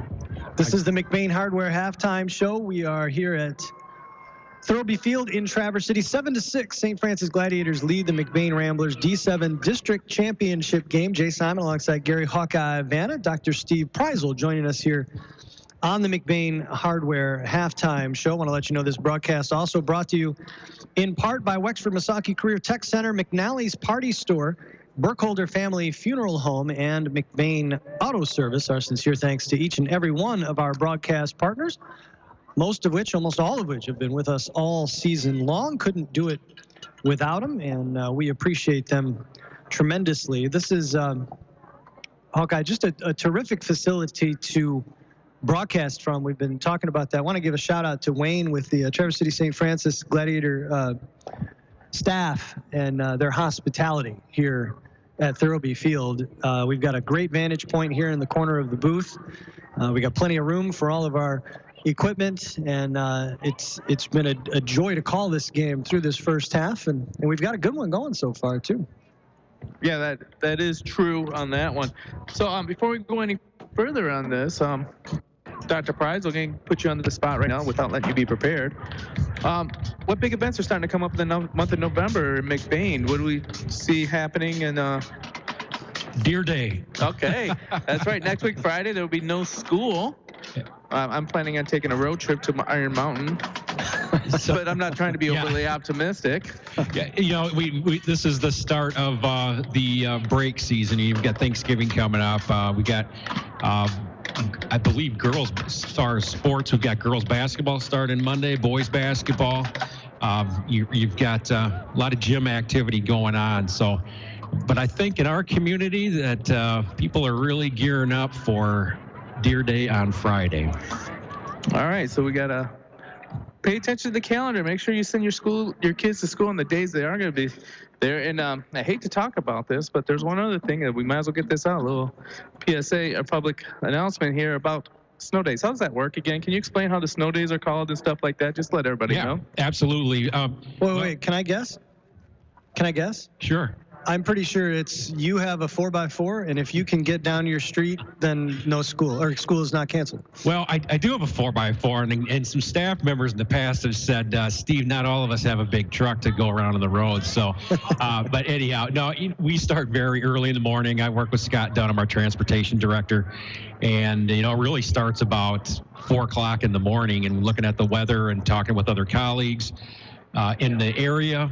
And then we just make the best decision possible. And and I'll just throw it out there because we make these decisions by 5 a.m. And in Michigan how the weather can change. And if at any time, we do have school and conditions change for some reason, you feel like it's unsafe for your child to come to school, that you're the parent and guardian. So please make that decision. But we do take it very, very seriously. And I would say I'm a superintendent that's pretty conservative on it. I usually call, I would say I call more than less. And because it's you can always make the days up is the way that I look at it. So we make the best decision possible by 5 a.m. and then we go from there. Every teenager I know disagrees with you. And keep in mind, we had 15 last year. And so I've never, ever called that many. And, but it's tough out in those rates. You know what? And I just don't like to see, it's one thing having the buses out, but having these high school kids out, it makes me really nervous. So we really try to do the best we can. As the parent of a junior who drives, I agree with you wholeheartedly. I want to let you know that my son and Mrs. Nevers' daughter have asked me to give you a plea to try and break 20 this year, since they are actually seniors and they don't get to make them up. They won't be here in July making them up. That's right. They're going to be thinking college plans, hopefully. The roar you're hearing is the Gladiators returning to the field just in time, because now it's time for the Northern Truck Service magic 3 minutes remaining here at halftime. One of the most unusual time rule in all of sports, in my opinion. It's the magic 3 minutes that gets thrown back on the clock after it runs down to zeros. The teams have till the clock gets to zero to get on the field, and they give them 3 more minutes to start stretching and warming up. Hawkeye, you alluded to this earlier. You made the joke about having plans to head to Iron Mountain. We should point out that this is a district championship game. Winner advances to the regional level against the winner of Iron Mountain and Charlevoix. Were the Ramblers victorious today, they would travel regardless of who wins that game. If St. Francis wins, they would host Charlevoix, but they would have to go to Iron Mountain. That game, I believe, is being played now, if I'm not mistaken. Yes. I think that game going on right now. It actually started at 12 o'clock, 1 o'clock our time, 12 o'clock Iron Mountain time, because they are basically in Wisconsin. Right. That's about halfway home for me, back to Wisconsin. So I'm kind of hoping maybe I have some relatives come if we're able to get up to Iron Mountain. Yeah, that would be a fantastic experience. Peter might be about to give us an update. I also wanted to on that. I don't know. Oh, I was going to say something along those lines when you were talking about the game. Well, I think the Glads and the Ramblers can just forget about trying to host anything, as Iron Mountain has a 34-0 lead on Charlevoix at halftime. Oh, speaking of which, I want to let you guys know that after this game and after we wrap up our post-game show, you can quick switch over to our sister station. You should be able to catch the wrap-up of the Cadillac Sioux St. That Marie. game started at 2 o'clock, right? They started at 2 o'clock. They're an hour behind us. If we get some updates, but I was talking to Bill Barnett, and he said last week it was a mud pet fest in the Sioux, and this week it's now frozen mud in the Sioux. Michigan football, well, I guess any northern Michigan football there. Yeah, he said they actually had heaters on the field to break up the mud because they're afraid of kids breaking their ankles stepping into one of those mud ice holes. Yeah, and there's not much you're going to do about it this time of year. So to be up here in Thurlby, and we don't have that problem here. No, this is a fantastic facility, and this is a fantastic time. And I think we're ready for the second half. Thank you, Steve. Thank you, gentlemen. Call a good second half here. Bring us some luck. All right. Thank you to Dr. Preisel for joining us here at the McBain Hardware Halftime Show. Stop by, see Ron or Tyler for all your hardware needs, as Gary's brother-in-law will tell you. If McBain Hardware doesn't have it, then you probably don't need it. 7-6 our score here at Thurlby Field in Traverse City. Again, our thanks to Dr. Steve Preisel, McBain's superintendent, for joining us here in the booth. There's a lot of people in the booth. This is not like McBain. We get a lot of people in the booth, but nothing like this. I'm trying to figure out if there's more people in the booth or on the visitor side. It's hard to say. Wayne Mueller, I alluded to earlier with the Traverse City St. Francis staff. He's the executive director of the St. Francis program over there, and just a terrific host. Anytime we have called games at St. Francis for basketball here at Thurlby, and can't thank them enough for their hospitality. It looks like a lot of the JV players are playing a kick return, some of the better ones. I see that Drew Vanna is off the kick return, been replaced by Brock Maloney. Over UTEC here, is up front. McGillis is out here. UTEC, it's a good thing to really keep your hogs fresh and try and distribute the weight load as much as you can. St. Francis will scrub the kick. It's taken up off the bounce by Hart, and Hart will dive forward to about the 40-yard line. So that actually worked out well for the Ramblers. Andrew Bliss had been kicking it into the end zone. Probably can kick it into the end zone almost any time he wants. This time he scrubs it up, and Hart will take it back to the 40. That's where McBain will start with the ball and the wind here in the second half. Yeah, once again, that was a great return for McBain because they should be on the 20-yard line. I think Sacred Heart was trying to catch us off guard, and we just got a cherry. Sacred Heart. St. Francis, and we got a cherry hop. Trips to the right, spread formation for Brown. He's got McGillis in the backfield. If we see Owen Bonico, we don't expect it to be on the offensive side. Brown wants to throw, rolling to his right. Pump fake, now throwing underneath, has a wide open Gavin Seelan. Seelan over midfield will be brought down at about the 48-yard line of St. Francis. And that is a first down for the Ramblers. Wow, how did Gavin Seelan get that open? That's a great question, but offensive line kept George Brown clean for a good chunk of time, and then George Brown, with his feet, really bought a lot of time. And you can't give a quarterback that much time because you can't stay with the receivers forever because they're making cuts before you know where they're going to go. Spread formation again. This time Brown on a design keeper will take it over the left side of the line, dive forward. Maybe a gain of a yard. It'll be 2nd and 9 for the Ramblers. 12, Colin Endress, along with 31, Joey Donahue.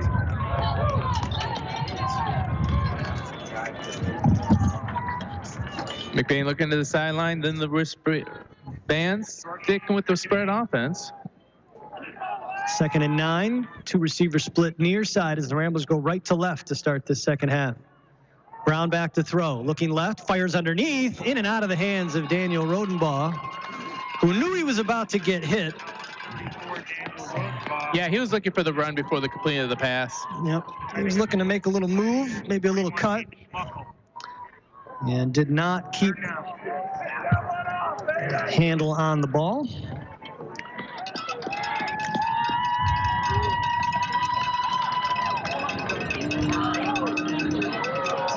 Third and 9. Brown back to throw. Pump fake. Launching. Looking deep. Nobody there. And that will land harmlessly inside the 20-yard line. as Brown took a shot after letting that one go. And it will bring up 4th and 9 now for McBain. Interesting call here as they are inside St. Francis territory. I think you might see a punt option on this one. Yeah. He'll drop back to punt, and then he'll decide, does he want to run? Does he see a lane? Or is he going to just go ahead and pooch punt it because no one's back? There is no one back for St. Francis, and Brown will pooch punt it as he sends it to the right side of the field. This is going to take a a St. Francis bounce, and it will bounce out of bounds at the 21-yard line. And that is where St. Francis will take over after stopping the Ramblers on their opening possession. You know, 6'4" Ethan Barton was all over the coverage on that, and when that hit the ground, it kicked back, and it must have gone 12, 14 feet in the air because it popped right over his head, and he had no chance to even touch it or do anything but to let it go back an extra 6 yards. First down for the St. Francis Gladiators at the 21. Andrus will hand it off, and running over George Brown, Aiden Schmuckel. George Brown had gone to the ground after being blocked and still slowed Schmuckel down, who stumbles over him and picks up a decent chunk of yards, take him up to the 24. It'll make it 2nd and 7 now for St. Francis. 9:36 remaining here in the third quarter. 7-6 St. Francis with the lead. And Owen Bonico's not on the field.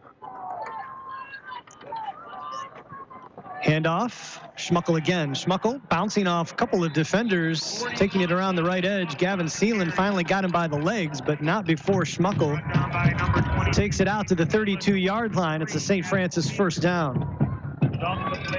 Kelvin McGillis checks from the game for Brant Bonico. He's hanging his shoulder a little bit low right there, too. And now that will move Skolton onto the defensive end and put McGillis as a running or a defensive linebacker. It's a big possession for the Ramblers on defense. The Gladiators scoring on their last possession. Important for the Rambler defense to maybe try and slow them down here. Here's handoff on a little counter, and a nice run up the middle, keeping both hands on the ball is Gabe Olivier, and Olivier has it out to the 40-yard line, 41-yard line, and he's got a 9-yard pickup. It's going to bring up 2nd and short. Kelvin McGillis on the tackle on that one. Unfortunately, the linebacker's 9 yards on off the line of scrimmage when he finally gets to him. Inside 8:40 to go here in the third. 7-6, Glads with the lead. Andrus under center. Will hand it off. This is Schmuckel over the right edge. Schmuckel hit by multiple white jerseys and brought down, but not before getting out to about the 48-yard line. And he's got a first down for St. Francis. St. Francis, last 2 drives, our offense just really looks like it's in sync, and they're seeming to continue that as we have a Drew Vanna defensive end sighting. All righty. Jay, I'll be watching one particular player on this one. Give you the highlight. Completely understand. And Caden McGillis hitting Gabe Olivier immediately. McGillis spun off of him, but Caden had multiple friends that came in to help, and they stop him at the line of scrimmage. It'll bring up 2nd and 10 now. Not to brag or nothing like that, but Drew Vanna was nowhere near the tackle. Why? Because he took on 2 blockers on that one and ate up the hole, which they were trying to design it through. Kept Caden McGillis clean so he could get that easy tackle. Great job for no credit, Drew. Well, you just gave him credit. Oh, ironic, isn't it? Andrus will hand it off straight up the middle, and nothing doing there. Ramblers all over that. Mount Outman in on the tackle, as well as Drew Vanna. Holcomb takes it up maybe a yard. I'll give him a yard. They're going to mark this right between the 48 and the 49. It's my favorite part of football officiating, Hawkeye. And again, I say this all the time. 2 hardest jobs in the universe, officiating and mothering, and I want nothing to do with either one. But how they so slowly and carefully put that ball at a certain mark, you really have no idea where that ball should go. Andrus out to pass, and that is batted down beautifully. Trevor Bode coming in from the right side, leaping and getting a block. Hawkeye, as both of us former volleyball coaches, we enjoyed that one. He skied high with both arms up and knocked that down. And it's going to bring up 4th down now for the Gladiators. Interesting situation at this point is you're going to be punting into the wind, but you got a long distance. You're near the 50. Glads will come out in punt formation. Andrew Simaz is your punter for the Glads. Simaz from his 40. This will land at the 25 and then take a St. Francis bounce, and they will down it inside the 10 at the Rambler 9-yard line. So McBain will get the ball back is the good news. Bad news is they will start deep in their own territory. 6:40 remaining here in the 3rd quarter from Thurlby Field in Traverse City. 7-6. Gladiators lead the Ramblers in this D7 district title game. Winner advances to take on the winner of Iron Mountain and Charlevoix. But as we mentioned at the McBain Hardware halftime show, Charlevoix a 34-0 lead. Excuse me, Iron Mountain with a 34-0 lead over Charlevoix at the half in that one. Ramblers in the spread look. Brown rolling to his right. Brown under pressure is going to go down as Simaz came up. Really didn't bring him down so much as Brown brought himself down as he was trying to change direction. Feet slid out from under him. And the Ramblers are going to be in real big hole now, back at their own 2-yard line. Loss of 7, 2nd and 17 now for McBain. Looking for St. Francis to bring the house on this one, because you do anticipate a George Brown keeper. So you see how they match up on this. 6 minutes remaining here in the 3rd. They send a man in motion. Brown wants to throw over the middle, has Rodenbaugh. Rodenbaugh will take it out to about the 12-yard line, give him the 13. So a little breathing room and a 4-yard pickup net after the loss on the previous play. And it's going to bring up 3rd and about 6 now for McBain as we get inside 5:40 to go here in the 3rd.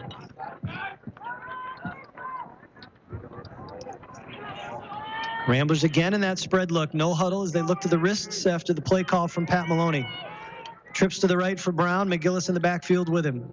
Hart is your lone receiver near side as the Ramblers go right to left. Brown wants to throw. Tipped at the line. And just over the outstretched arms of Andrew Simaz, who actually had a chance to pick that off. And it will bring up 4th down now and 6 for McBain. And we should see a George Brown punt. He's going to need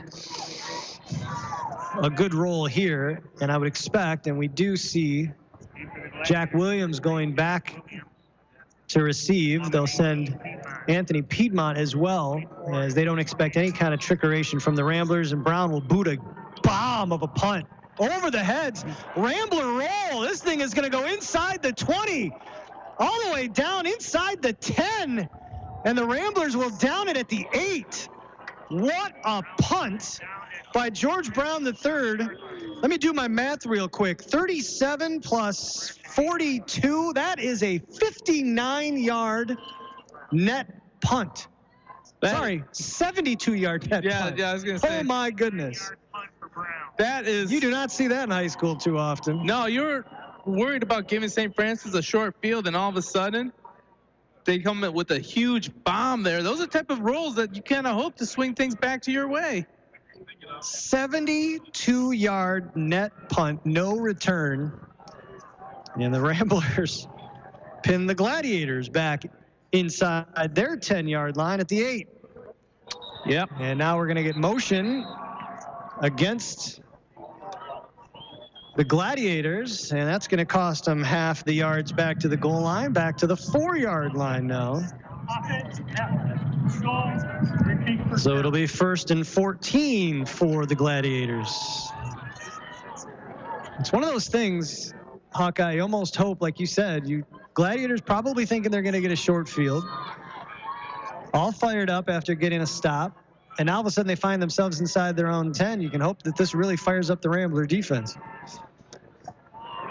2 receivers, 1 split either way for Henderson. It's going to hand it off. Schmuckel sends a guy to the turf with a nice stiff arm, and then Caden McGillis, with the help of Skolton, take Schmuckel out at about the 12-yard line. It'll be an 8-yard pickup, and it's going to make it 2nd and 6. Nice run around the edge by Schmuckel. Was told, Hawkeye, by the WLJN, the other broadcast team, that Gladiators like to use about a dozen tailbacks. Owen Bonico's in the game again, and defensive tackle dropping back to linebacker. Bonico at middle linebacker right now for the Ramblers. Endress will take it right at him, and Bonico will help to bring him down, but he's got a first down, does Colin Endress, as he takes it out to the 22-yard line, 10-yard gain. And the first down for the Glads takes them out of the shadow of their goalpost. Bonico tried to punch that ball loose. Yeah, that was the best thing. He knew Endress was gonna get tackled, so you might as well take that shot at the ball. And now Bonico will line up at defensive end on the right side of the Rambler line. Endress with two receivers split out, two backs behind him. Endress will hand it off and hit immediately in the backfield. Ethan Barton. I got Yaklin. Excuse me, Yaklin, yes. Kagan Yaklin getting inside and wrapping him up back at the 21-yard line. Make it 2nd and 11. You know, last time he made a big tackle, it was a momentum changer. We're hoping this one is going to have the same result with this defense.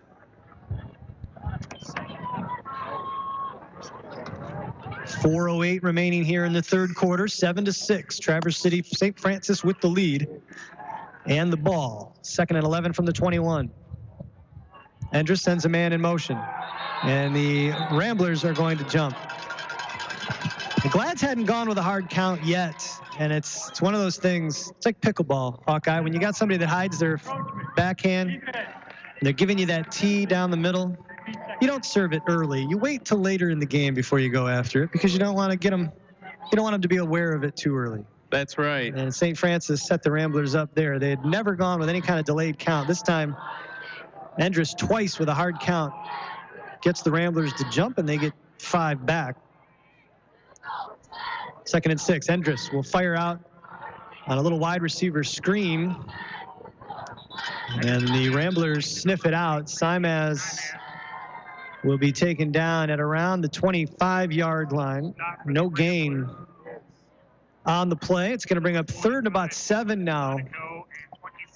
Actually lost a yard. 3rd and 7 for the Glads. Owen Bonico able to get outside there, so it looks like he has a little bit of range out. Yeah, that's going to hurt. That's going to hurt tomorrow. I don't think he cares right now. No, I don't think he will care tomorrow either. Endress in the shotgun. He's got Schmuckel in the backfield with him. Sends him to his right side now. Man in motion, Endress on the little counter on his own, trying to get out the right side, and the Ramblers string it out beautifully and stack him up. Fantastic job by McBain as they just kept sending wave after wave. Looked a little bit like rugby. Well, he actually stepped on the back of Trevor Bowe to try and give him an extra extension on there, but it didn't work out for them as the rest of the Ramblers were able to swallow that up. Ball will be marked back at the 23-yard line. And it's going to bring up 4th down and 10 now for St. Francis. And Andrew Simaz will go back to punt.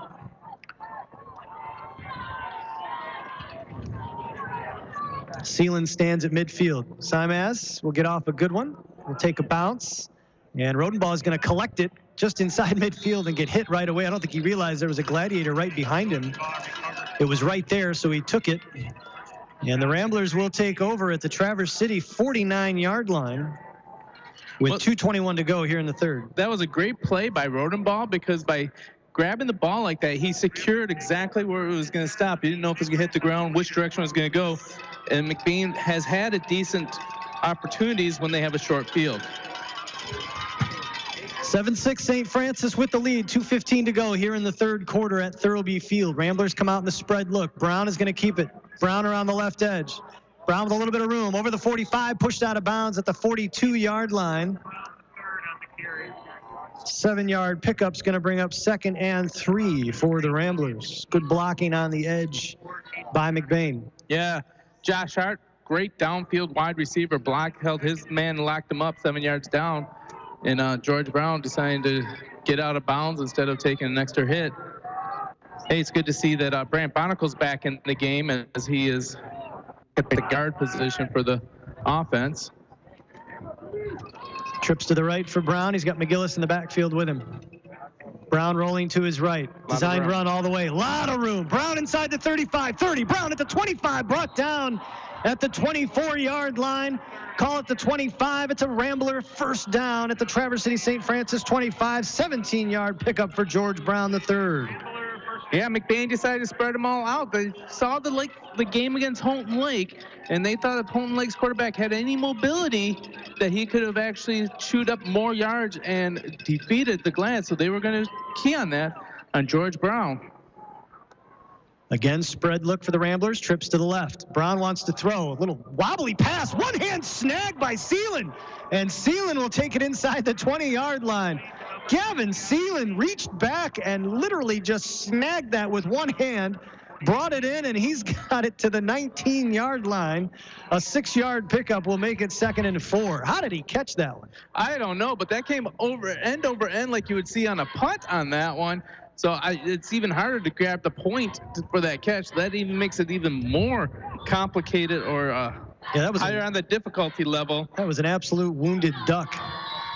I don't know how that even came out of the hands of George Brown III. Brown's going to keep it himself again, and this time the Gladiators now pinning their ears back and coming at him.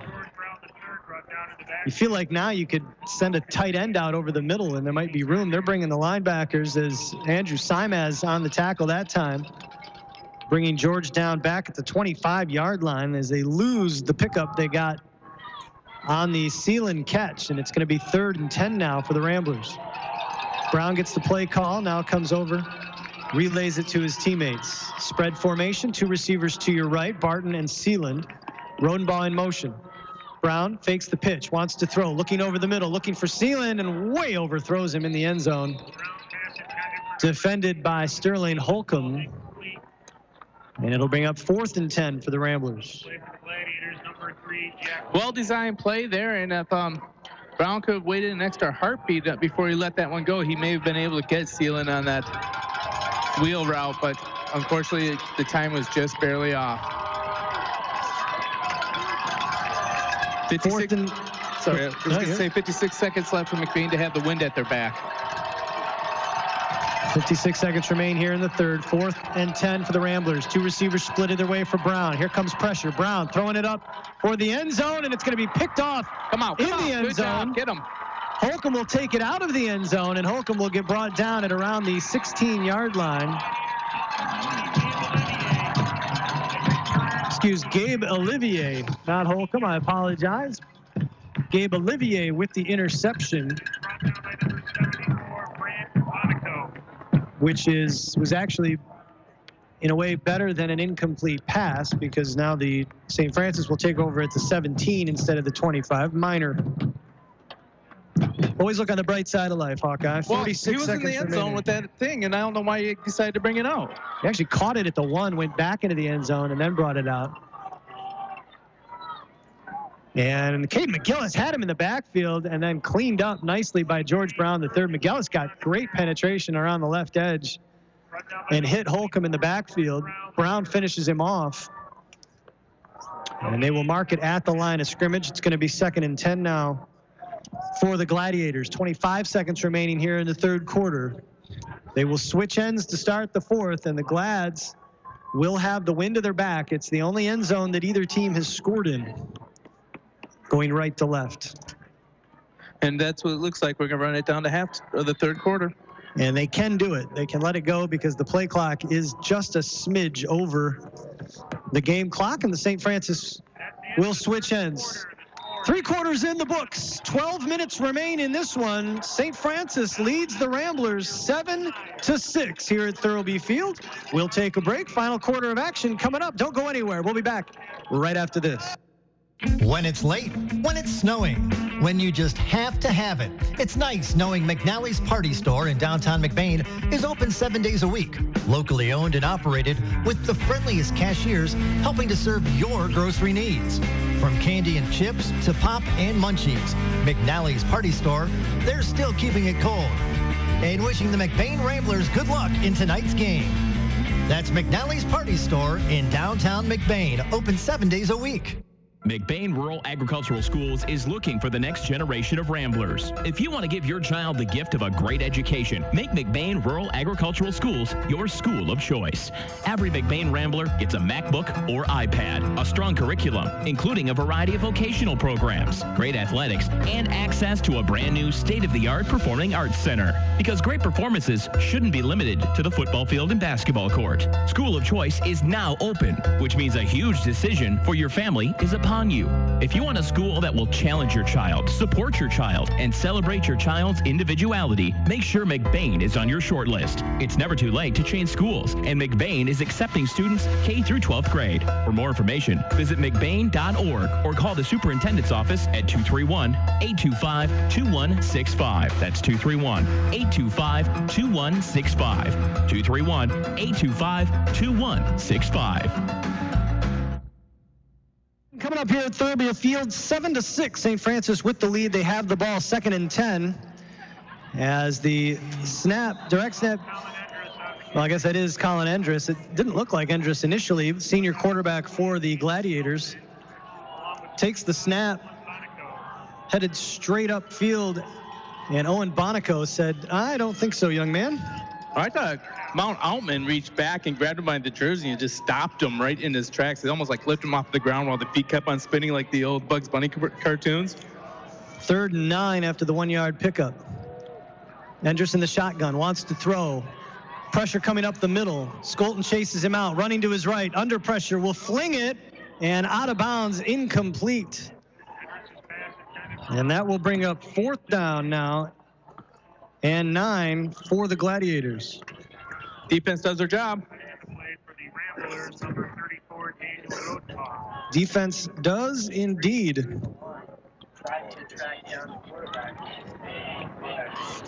We'll see if Andrew Simaz has the type of punt in him that George Brown III did from this end of the field. George Brown III, I can't emphasize this enough, a 72-yard net punt. That is a net yard punt, not how far the punt traveled. And Maloney moved Seelan back so he didn't get burned deep. Seelan takes it inside the 50, reverses field. He'll try the left sides, got some blocking. Seelan inside the 40, now he'll run out of bounds at the 31-yard line. And the Ramblers, again, with excellent field position, will take over at the 31-yard line of St. Francis. It's almost like where they just left off their last drive, and it's going to be McBain is another time to knock at that door and punch it in. We'll see what they can do on this one. 11:06 remaining in the ball game. St. Francis holding on to a slim 1-point lead. The right foot of Andrew Bliss, the difference in this game right now. And McBain's doing everything they can to scare the St. Francis fans. Brown will hand it off to Rodenbaugh, and Rodenbaugh tripped up nicely by Joey Donahue, whose name we have not called yet, coming straight up the middle, got blocked to the ground, but got a paw out to trip up Rodenbaugh at the line of scrimmage. No gain will make it 2nd and 10.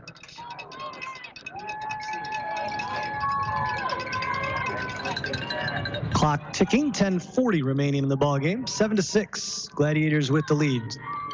George Brown III will try the right side. Brown cutting inside. We'll take it out to the 30-yard line.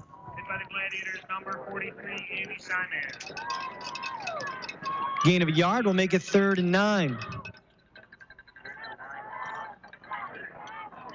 Got to give a lot of credit to the defensive coaches of both of these teams. I'll tell you what, Ryan Pace of the Ramblers, I'm not sure who it is for St. Francis, but they've had good game plans, as St. Francis has really done a nice job defensively as well.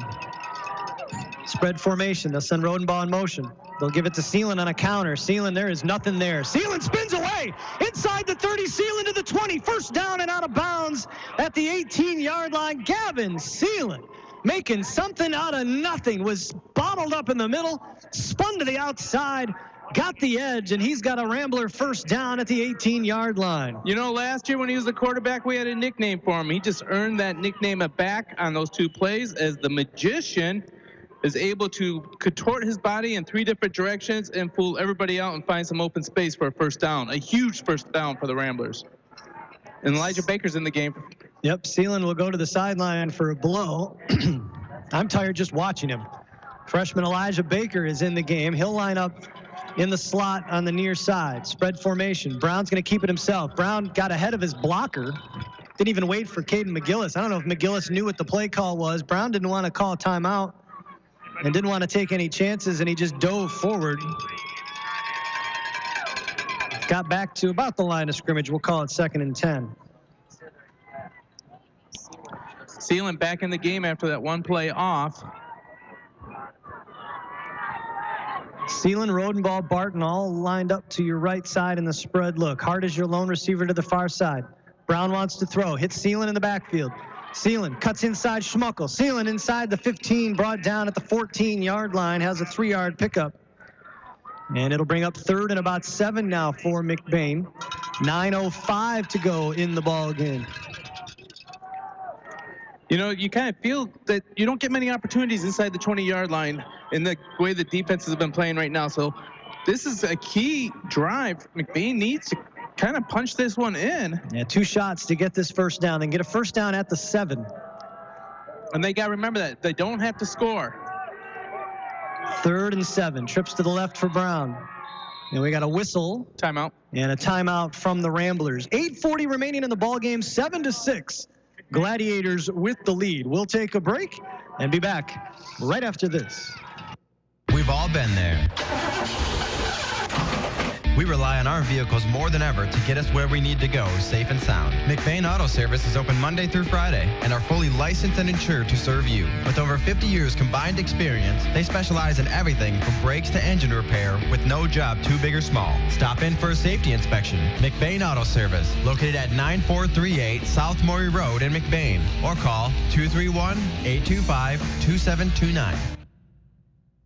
Thurlby Field here in Traverse City as we are in a barn burner. Traverse City St. Francis 7, McBain 6. The difference is an extra point kick. 8:40 left in the 4th quarter. McBain is deep in Traverse City's territory at the 14-yard line, but it's 3rd down and 7. The Ramblers need to make something happen on this drive. Without much of a kicking game, they will have to score a touchdown. Both defenses are playing fantastic. You can tell by the score. Once again, 7 St. Francis, 6 McBain. McBain on the 14-yard line. If you're wondering about the Rambler kicking game, Sebastian Matson not available to kick in this game. It would probably be George Brown III, but I don't know that the Ramblers would even think about trying it. Brown wants to throw. Brown looking at the edge of the end zone for Sealand. Batted away, but there's a flag on the play. There was some contact. And if you had to assume, you would think defensive because Sealand's looking for the ball. And he had position on the inside on that one, so it's really hard to have interference behind your back. Here comes our official. Everyone's waited bated breath right now on the edge of the seats to see what we're going to do.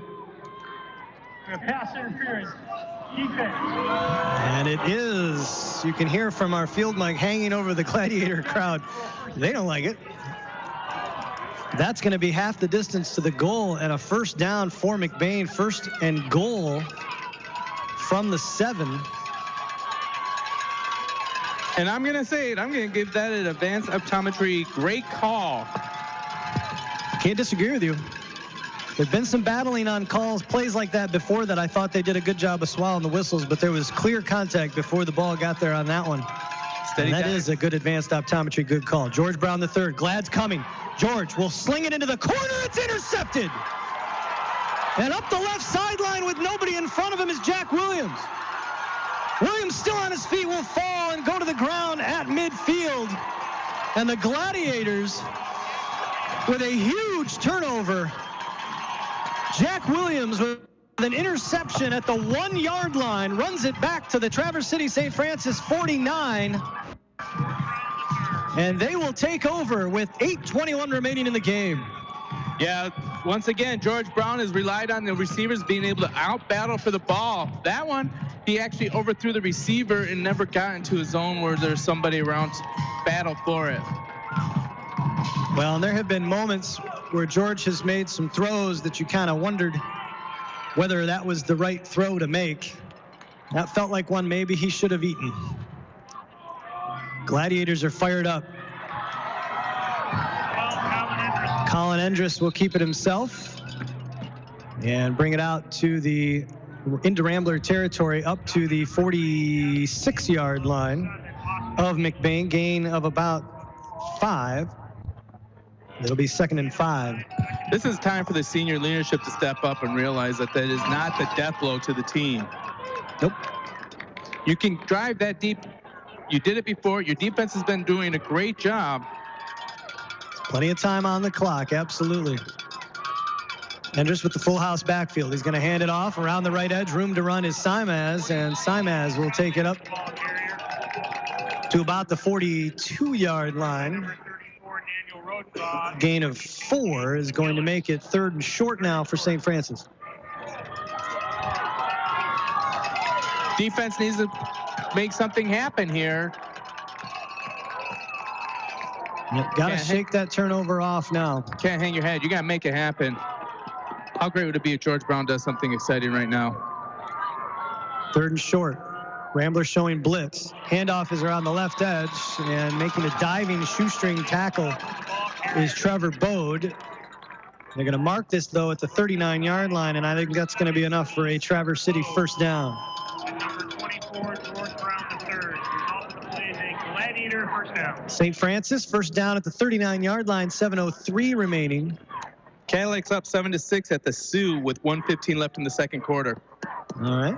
Hear that game over on our sister station, 107.1 The Drive. Enders wants to throw. Enders under pressure. Bode hitting him as he throws, and oh my goodness, wide open is Noah Cadleck. Noah Cadleck, whose name I heard constantly last weekend against Houghton Lake. The first time we mentioned him, and there is nobody in his vicinity as he brings it in for a 39-yard touchdown catch. Well-designed play there by St. Francis as they brought the wide receiver on a drag route across the middle. He got lost as the defensive backs were coming in to try and pressure and get a sack. Overcommitment by the McBain defensive backfield left him wide open, and he could have fair caught that one. Bliss's extra point is good. And with 6:44 remaining in the ball game, the St. Francis Gladiators have taken a 14-6 lead over the Ramblers. We'll take a quick break and be back right after this. Your one-stop farm supply store is Falmouth Co-op in the heart of agriculture country, with locations at Falmouth and McBain. Falmouth Co-op has what you need to keep all your animals well-fed and healthy, plus bulk fuel and professional agronomy services like custom fertilizers and spraying and soil and grid sampling. Falmouth Co-op is your premier grain dealer and birdseed headquarters, and the McBain location has pizza, burgers, wings, and appetizers. Stop in today at either location in Falmouth and McBain. Falmouth Co-op is proud to support McBain student athletes. 14-6, the St. Francis Gladiators lead the McBain Ramblers here at Thurlby Field in Traverse City. Jay Simon alongside Gary Hawkeye Vanna, Abby Danforth turning the dials for us back in the studio. Now the Ramblers were knocking on the door at a 1st and goal at the 7-yard line after a defensive pass interference call on the Glads. But Jack Williams picks off George Brown III, runs it back to midfield. And the Glads score from 39 yards out. Noah Cadleck with the touchdown catch. And that is what they call a sudden turn of events, as Bliss will kick this off. Taken by Austin Ealing, who will run it up inside the 30, up to the 32-yard line on the run as they hit a short high kick, did Andrew Bliss. Well, Hawkeye, it's important to remember right now, if you're the Ramblers, you are still only down by 1 score. That is exactly right. This is a nail-biting game, and you know that you can move the ball against these Glads as you have. So there's no need to panic. There's a lot of time left. You know how to move the ball. Dinky Dottie, so you got the full house running attack. Dottie will hand it off to Brown, who dives forward. Give him the 34-yard line, couple-yard pickup. It'll be 2nd and 8 for McBain. 6.5 minutes remaining in this contest.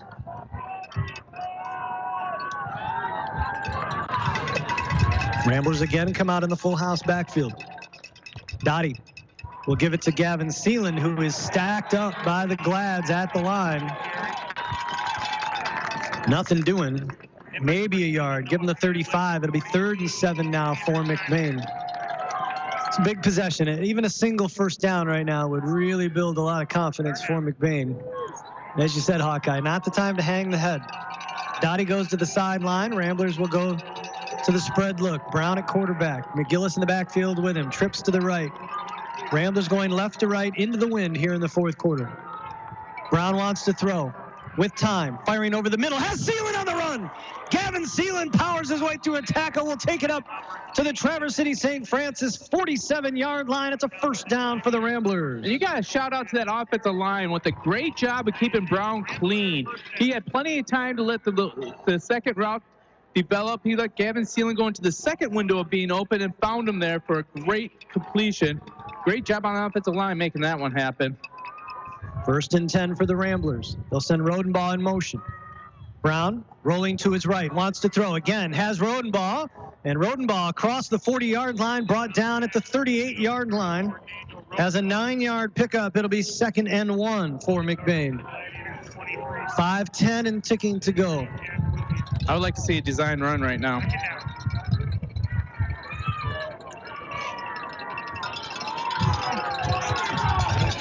(14-6), St. Francis with the lead. 2nd and short for the Ramblers. Brown wants to throw. Brown pump fake. Now throwing. Launches it. Looking for Seeland on the right sideline. Seeland just can't bring it in. Almost made that catch with Sterling Holcomb defending. Holcomb never saw the ball, but in high school, you don't have to see the ball. You can face guard in high school, and that's what Holcomb was doing. And Seeland, the ball hit him in the hands. Holcomb trying to bat it away from him. It bounced around between the two of them. Seeland nearly pulled it in. Just couldn't come up with it.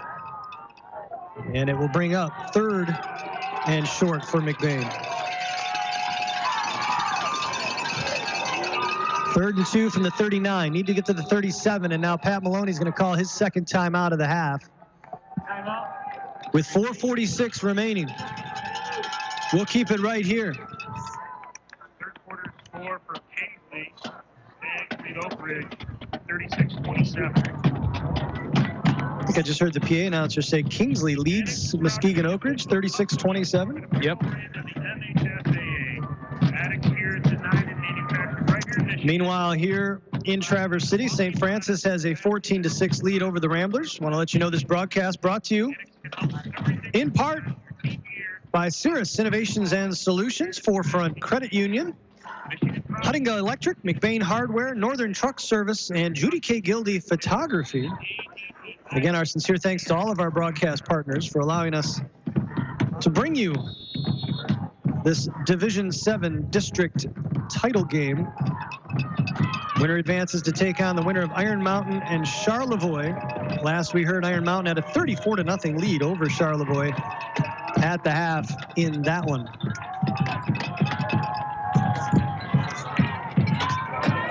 Third and 2 for the Ramblers from the 39-yard line of the Gladiators. Brown slings it out and almost intercepted. Aiden Schmuckel, Hawkeye, I think had seen that screen pass for Gavin Seeland one too many times. And he said, you know what? I'm going to see if I can't catch this and go to the house on my own. Right through his hands and incomplete. That would have been the dagger to end the game. Instead, it's going to be 4th and 2 for McBain now from the 38. Ramblers will keep them spread out. Trips to the left for Brown. McGillis in the backfield. Barton, the lone receiver, to the near side. Brown rolling to his left, cutting inside. Brown's got the first down as he dives over the 35-yard line. George Brown was sealed off on the outside, and he did a great job of hustling upfield and using his length to get inside the 35 to the 34.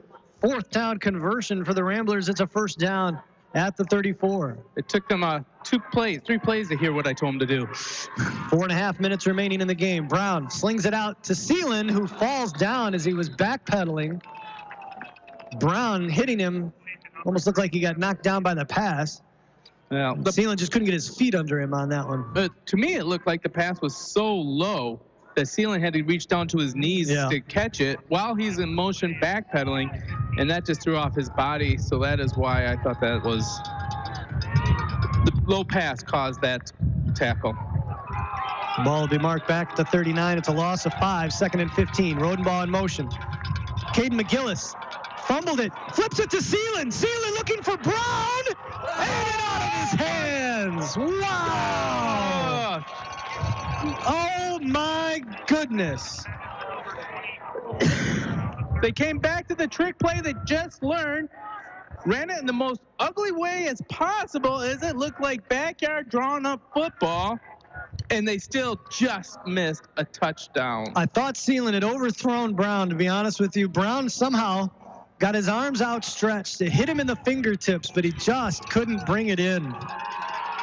Wow.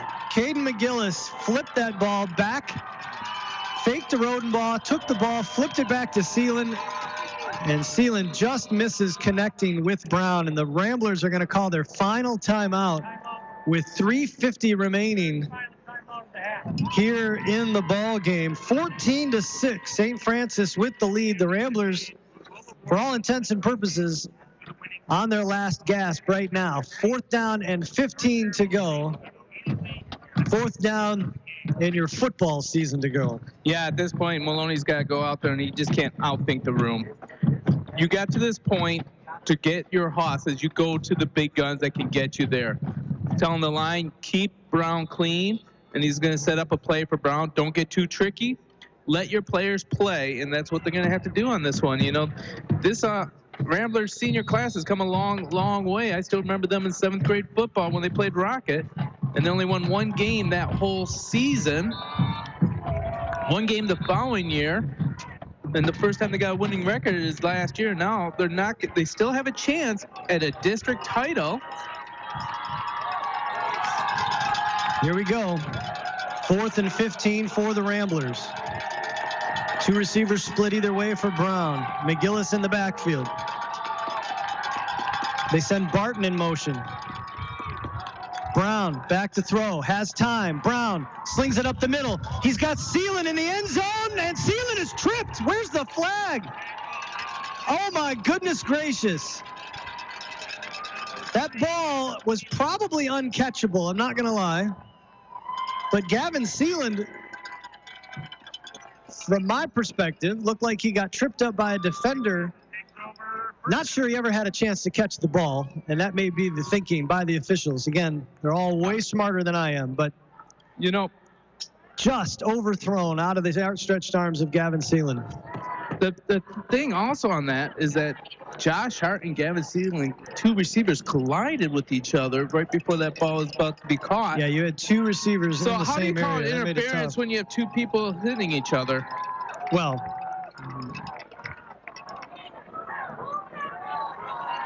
they'll hand it off to Andrew Simaz, who will try the right side. Brought down by number 22, McGillis, along with 25, Owen Monaco. To be clear, I'm way up here in the press box, Hawkeye, but what it looked like to me was the defender, as he went to the ground, reached out and got an ankle as Sealand was looking to dive for the ball. Again, that ball I don't think was catchable. It's really irrelevant. But that's what I was reacting to. Well, we're going to have to go to the advanced optometry. Good call on that one, because absolutely. The officials are there. We're up here. That they are. First down ends the game for the Ramblers and ends the season. They'll hand it off, and diving forward over the 40-yard line is Simaz. Simaz will take it up to about the 41. Number 56, Andrew Vanna. Along with 24, George Brown III. I love that call. Drew Vanna in on the call on the tackle, yeah.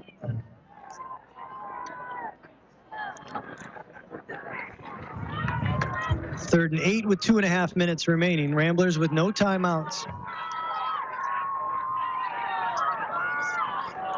Colin Endress, the senior quarterback, will look at the play clock. Let this wind down. Endress will hand it off. And the ball is out. Oh my goodness, this goes right to Endress. And Andrus will spin away from defenders and pick up a Francis first down. What an improbable play. Oh, my goodness. You have got to be kidding me. How to lose end your season. That is one of the more bizarre plays, ladies and gentlemen, that I think I've ever seen on a football field. Simaz was hit. The ball was punched out, but it was punched out so hard it sailed 10 yards backward to Colin Andrus, who was just trailing the play as the quarterback. Andrus picked it up, shed 2 tackles, and picks up a St. Francis first down that's going to do it in all likelihood for TC. Unbelievable. Here's Schmuckel straight up the middle. And Schmuckel will be wrapped up and taken down inside the 40-yard line. It's another St. Francis first down at the 37 of McBain. Unreal. That was the strangest thing I think I've ever seen. Yeah, it was. And unfortunately, yep, victory formation. Yep, that first down is going to be enough. 1.5 remaining. The Gladiators can now take victory formation. Andrus will take a knee. He'll need to do it 2 more times, but the Ramblers, without timeouts, are going to see their season come to an end here at Thurlby Field in Traverse City. St. Francis will advance, and they're looking at a trip to Iron Mountain next weekend. We assume Iron Mountain 34-0 lead at halftime over Charlevoix. Likely victors in that one, as Andrus with 10 seconds on the play clock coming up. 2 more snaps remaining. Take another knee. And he'll have to take 1 more snap, as the play clock is a second ahead of the game clock.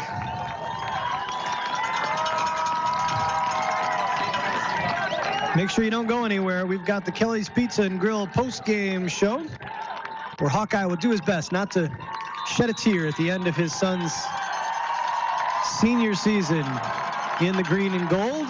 The final knee is taken, and the Traverse City St. Francis Gladiators survive. McBain Ramblers giving them all they could handle and more.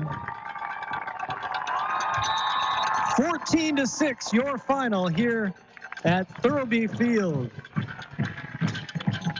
We'll take a break, collect our stats and our thoughts. The Kelly's Pizza and Grill post-game show is coming your way. Don't go anywhere. We'll be back right after this. Officiating high school sports is a great way to stay involved and give back to today's kids the way others paid it forward. It's certainly not for everybody, but those fans can help officials by respecting the fact that they're out there for the kids, even when they see the game differently and probably correctly than you. A message from the Michigan High School Athletic Association, promoting the value and values of educational athletics. In this moment, who has your back? Do you know the name of your insurance agent? Does your agent know your name? Or would you call a 1-800 number that connects you with who? Another state? Another country? Get a local independent insurance agent with Auto Owners Insurance. Someone you can call when bad stuff happens. In this moment, get an agent who will protect you in that moment. Shepherd's Agency, founded by Joseph Shepherd, and today celebrating nearly 100 years of serving all your hometown insurance needs. The Shepherd's Agency in downtown McBain. Call 231-825-2411. Providing great service and quality to our customers, LC Materials is here for you and all your concrete and aggregate needs, both residential and commercial projects. We can assist you in estimates, sand and gravel needs, project details, and on-time delivery. LC Materials is also in Cadillac at the Concrete Store. The Concrete Store has building supplies, stone, block, tools, and other accessories to help you finish your project. So when you're ready, call LC Materials. We're ready when you are, online at lcmaterials.net. Ebel's General Store is proud to present the 2019 Buck Pole, November 15th and 16th only. Come on down and show off your prized buck for a chance to win many prizes, including a Polaris 450 all-wheel drive four-wheeler. There are over 40 prizes totaling over $15,000 in total value. So why show off your buck on Facebook when you could enter the Ebel's General Store Buck Pole and win big? The Ebel's General Store Buck Pole, November 15th and 16th in beautiful downtown Falmouth. Sportsmanship is still relevant in school sports. Good sportsmanship should be a given at our games. It's one of the primary reasons we have school sports to begin with, to help today's young people become tomorrow's community leaders. You can learn more about sportsmanship and download a full kit of sportsmanship ideas from the MHSA website at mhsaa.com. A message from the Michigan High School Athletic Association, promoting the value and values of educational athletics. High school students are training for the jobs of tomorrow today at the Wexford-Missaukee Career Technical Center in Cadillac. Juniors and seniors from 12 area high schools can choose from 14 career-driven programs. Free college credit is available. Visit WMISD.org and click or tap the Career Technical Education link. See all the great programs, then talk to your student's counselor. Call 876-2200. The Wexford-Missaukee Career Technical Center on 13th Street across from Baker College. Proud to serve the students of McBain High School. CTC is the place to be. And welcome back to Thurlby Field here in Traverse City, where the St. Francis Gladiators have won a D7 district title with a 14-6 win over the McBain Ramblers, whose season comes to an end at 6-5. Ramblers will get ready for basketball season. The Gladiators will get ready to, in all likelihood, barring some sort of Charlevoix miracle, to head up to Iron Mountain next weekend in a regional contest. Traverse City St. Francis now moves on to the regional final against the winner of Ramblers collecting over on the far side of the field. Hawkeye, absolutely nothing to hang their heads about. I know it stings. I know it's going to be disappointing. They had their opportunities in this one, but I think if you'd asked most neutral observers what McBain's chances were in this game, I think they were probably assumed to be just a speed bump on the way to the regional for the Glads, and instead we had ourselves a heck of a ball game. McBain got up 6-0 after the opening quarter on a 6-yard George Brown III touchdown run. St. Francis would answer in the second, 26-yard TD run by Colin Endress, the 6'3" quarterback who really ran the offense quite well for St. Francis in this one. Second half was all defense as the teams traded punts. The Ramblers had their best chance with about 8 minutes to go in the game, got down to the St. Francis 7-yard line, had first and goal from the 7 when Jack Williams intercepted George Brown III by the pylon at the 1-yard line, ran it up the left sideline to the 49, and St. Francis would get a 39-yard touchdown catch by Noah Kadlec to take the 14-6 lead. Ramblers would get one more chance, had it down to the 39-yard line of St. Francis, but a fourth down throw from George Brown III just over the outstretched arms of Gavin Seelan. And the Ramblers season comes to an end here in TC. And Hawkeye, I know, again, you're coming from a little bit different perspective than I am as the father of one of those seniors out there who's played his last game on a field for the green and gold, but got to give McBain and head coach Pat Maloney a lot of credit. Defensive coach Ryan Pace, they came in with a great game plan. They executed really quite well, other than maybe just a few miscues, but executed well, and this was a real good game. You know, think about this. 1-3. They started their season 1-3, and everybody was thinking they wouldn't even make the playoffs. And they're one play away from being district champions. The team has grown. They were peaking at the right time. You were playing against a Traverse City St. Francis team that only lost to top 5 state-ranked teams throughout the season, and they had everything they could do to hold off this Rambler team. We may not have been ranked, and we end the season with a 6-5 record, barely over 500. But they were dangerous out, and they just played a fantastic game and really The team did everything, executed everything very well. An impressive showing, head coach Pat Maloney and these McBain Ramblers, as they fall 14-6 to the St. Francis Glads. Head coach Josh Sellers, congratulations to the Gladiators as they move on. This is the Kelly's Pizza and Grill post-game show. And we have got some post-game awards to hand out, as well as some statistics for you.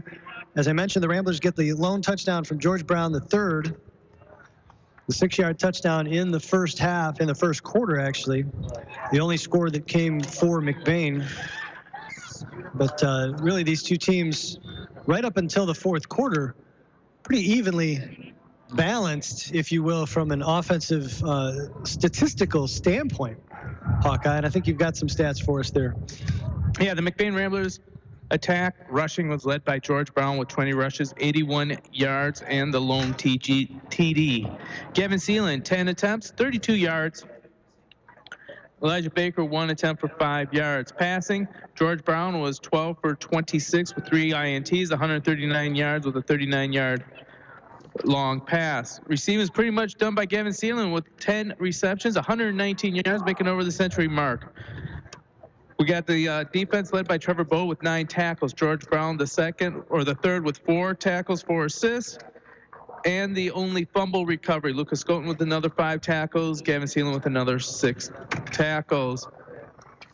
And it looked like the penalty yards were just about that. Well, 25 yards for McBain, 37 for St. Francis. And the formula to win the game for McBain is less penalty yards, less turnovers. 3 interceptions in this one, and 2 of those really didn't hurt the Ramblers at all. But that third one, well, that was the one kind of ended their last real opportunity in this game. But it's one of those situations, Hawkeye, you can't blame George Brown III for that, trying to make something happen. He'd done it all year long. He'd made things happen all year long. Or his receivers made them happen, but that gunslinger mentality is why they were in this game in the first place. Absolutely, absolutely. And there's no reason to try and shut that down at a key point in the game. And if you're going to go down the way that you got here. And the Ramblers did just that, 14-6. Your final here in McBain. Some post-game awards to hand out, Hawkeye. And I want to start with the Huntinga Electric lineman of the game. And I'm just going to say that was key in this one, as the Rambler line really did a nice job of giving George Brown III an opportunity to throw. Kept him upright and did a nice job of blocking as well. George, 12 of 26 throwing, as Hawkeye mentioned tonight, 139 yards. But 10 of those catches coming from Gavin Seelan, as they really relied on the seniors to try and bring them to another game, as Gavin Seelan, one of those seniors who has played his last contest in the green and gold. These post-game awards, Huntinga Electric is our brings you the lineman of the game. And Hawkeye, I wouldn't blame you if you gave this award to the entire line. But sometimes you will zag when I think you're going to zig. So I'll see what you're going to say. I'm going to give it to one man. Please do. I'm going to give it to Daniel Maloney, the center. Throughout the season, in the very beginning of the season, this kid was a whipping boy, had troubles with that shotgun offense. Snaps would be low, they were a little bit late. Really was considered the weak link. And your offensive line is only as good as your weakest link. Now, if the offensive line plays great, your weakest link must have played great. And he had a fantastic game, completely flawless on his snaps. Great job blocking. He has really cleaned up for the last couple weeks. Daniel Maloney, first year as a starter, is my Huntinga Electric offensive lineman of the game. There you go, folks. And Maloney doing a great job. The fact that we never mentioned his name on offense tells you everything you need to know about the kind of game he played. Center is one of those positions where you don't want anybody to say anything about you. Offensive line, really, you don't want anybody saying anything about you because usually that means you've committed a penalty or done something wrong. And Daniel Maloney doing a great job under center all year long, as Hawkeye mentioned, is your Huntington Electric lineman of the game. How about the Judy K. Gildy picture-perfect play of the game, as this was a defensive contest, so there weren't a ton of offensive bright spots. I think there were some defensive plays that we can pick. Certainly, what comes to my mind initially, one of them, and it was pretty big because it really helped the Ramblers to pin Traverse City back after the Ramblers had been pinned in their own end zone. The 72-yard net punt from George Brown III was an impressive play. Ramblers had a fumble recovery in the game. And from an offensive standpoint, obviously, Seelan had a spectacular catch to set the Ramblers up on that last drive where they got down to 1st and goal on the 7. The George Brown III 6-yard touchdown run. There are options, Hawkeye, but this is why we pay you the big bucks. What you got? I'm going to give the Judy K. Gildy picture-perfect play of the game that would have ended this game a lot quicker, giving St. Francis a short field, was a 72-yard adrenaline-rushed punt by George Brown. We took the ball from inside our 20 and threw it inside their 20 and really kept McBain in this game and kept it close. So George Brown's 72-yard punt is the Judy K. Gildy picture-perfect play of the game. There you have it. 72 yards net.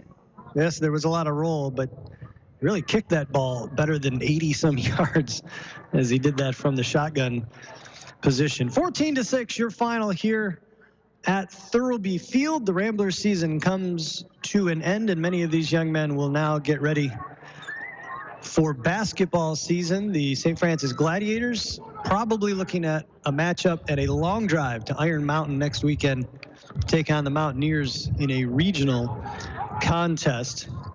That leaves us with one last thing to do, but before we do so, we're going to take a break. I want to make sure that we thank Advanced Optometry, McBain Hardware, Northern Truck Service, Kelly's Pizza and Grill, Judy K. Gildy Photography, Huntington Electric, McLean Transmissions, Pluger Mechanical, Northern Truck Service, I mentioned already, Shepherd's Insurance Agency for their support of today's broadcast. Couldn't do it without them. And if you can stop in and tell them you heard them here, thank them for supporting Rambler Athletics on 107.9 CDY. We'd greatly appreciate it. We're going to take one last break and be back with the most exciting 15 seconds of high school broadcasting. That's the L&J Meat Market Hawkeye Player of the Game. Don't go anywhere. We'll be back right after this.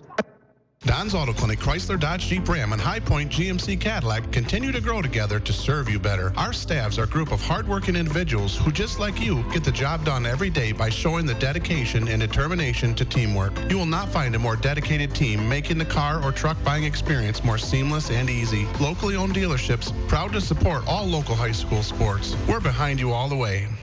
In the small town of McBain lies a locally owned family pharmacy that takes pride in helping improve the health of every patient that comes through the door. At McBain Family Pharmacy, you're more than just a prescription. Here, you're family, and their experienced team of professionals are always available to answer any questions you may have regarding prescription and over-the-counter medications. McBain Family Pharmacy is your full-service family pharmacy for both traditional and compound medications. Call them today at 231-825-8175. That's 231-825-8175.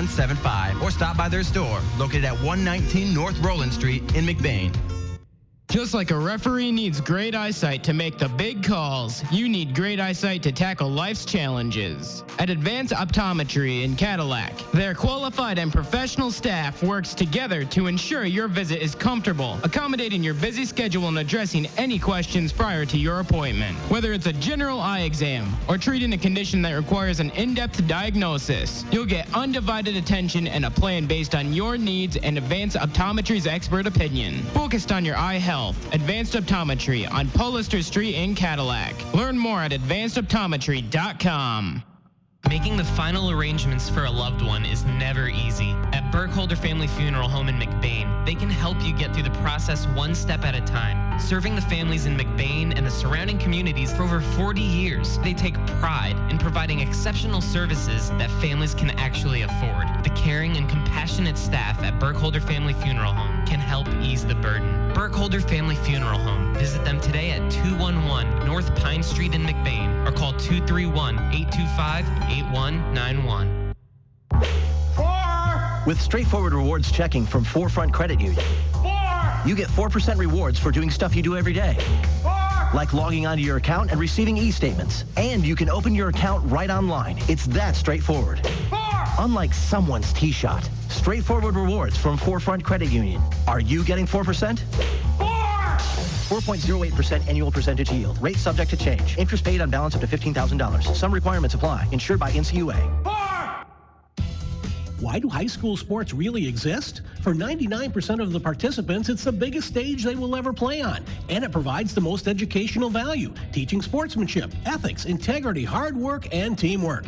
It's about playing with local friends against local rivals and creating lifetime relationships. They build community spirit, and they're worthy of your continued support. A message from the Michigan High School Athletic Association, promoting the value and values of educational athletics. For one final time to Thurlby Field here in Traverse City. Jay Simon alongside Gary Hawkeye Vanna. Abby Danforth turning the dials for us back in the studio. 14-6, your final as the St. Francis Gladiators defeat the McBain Ramblers and win a D7 district title. They advance to the regional championship contest next weekend, in all likelihood at Iron Mountain. So a long trip ahead of these Glads. The Ramblers, well, they'll look forward to basketball season. We have got one last thing to do for you from here in Traverse City as the Gladiators are out getting some fun photos taken in the middle of Thurlby Field. Teenagers. That is the L&J Meat Market Hawkeye Player of the Game. And I know what Hawkeye likes to do oftentimes in the final game of the season. I don't know if he'll do that, but I will point out a number of seniors played phenomenally in this one. Gavin Seelan, 10 catches, 139 yards. George Brown at quarterback running the offense. The line did a fantastic job today. Defensively, Owen Bonico tried to come back out, played on that bad ankle in the second half defensively, and was involved. A lot of players contributed in this one, but Hawkeye loves nothing more than to zag when I think he's going to zig.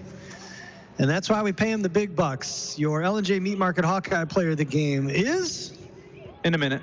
But first, thank you, seniors, for doing this. One more last mention for him because I'm not giving it to the seniors. Sebastian Matson, number 1. Gavin Seelan, number 3. Ethan Barton, number 12.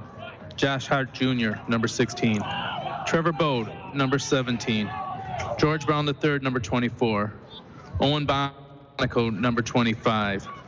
Andrew Vanna, number 56. Lucas Golton, number 62. 66 or 18, whichever one you want, Kagan Yaklin. 68, Caleb Mount Outman. And number 73, Daniel Maloney. Big shout out to those seniors. What was your question again? I'm looking for an L&J Meat Market Hawkeye Player of the Game. Well, to tell you the truth, there's only been one player of the game all season long. I'm going to give it to Drew Vanna. Number 56, and all the joy he gave us in his football career. Forever, my Hawkeye Player of the Game, Drew Vanna. There you have it, folks. Your emotional Hawkeye Player of the Game, presented by L&J Meat Market. Drew Vanna, the senior son of our favorite color analyst, playing his final game in the green and gold. Number 56 in your program, number 1 in Hawkeye's heart, is your L&J Meat Market Player of the Game. That's going to do it for us from Thurlby Field here in Traverse City.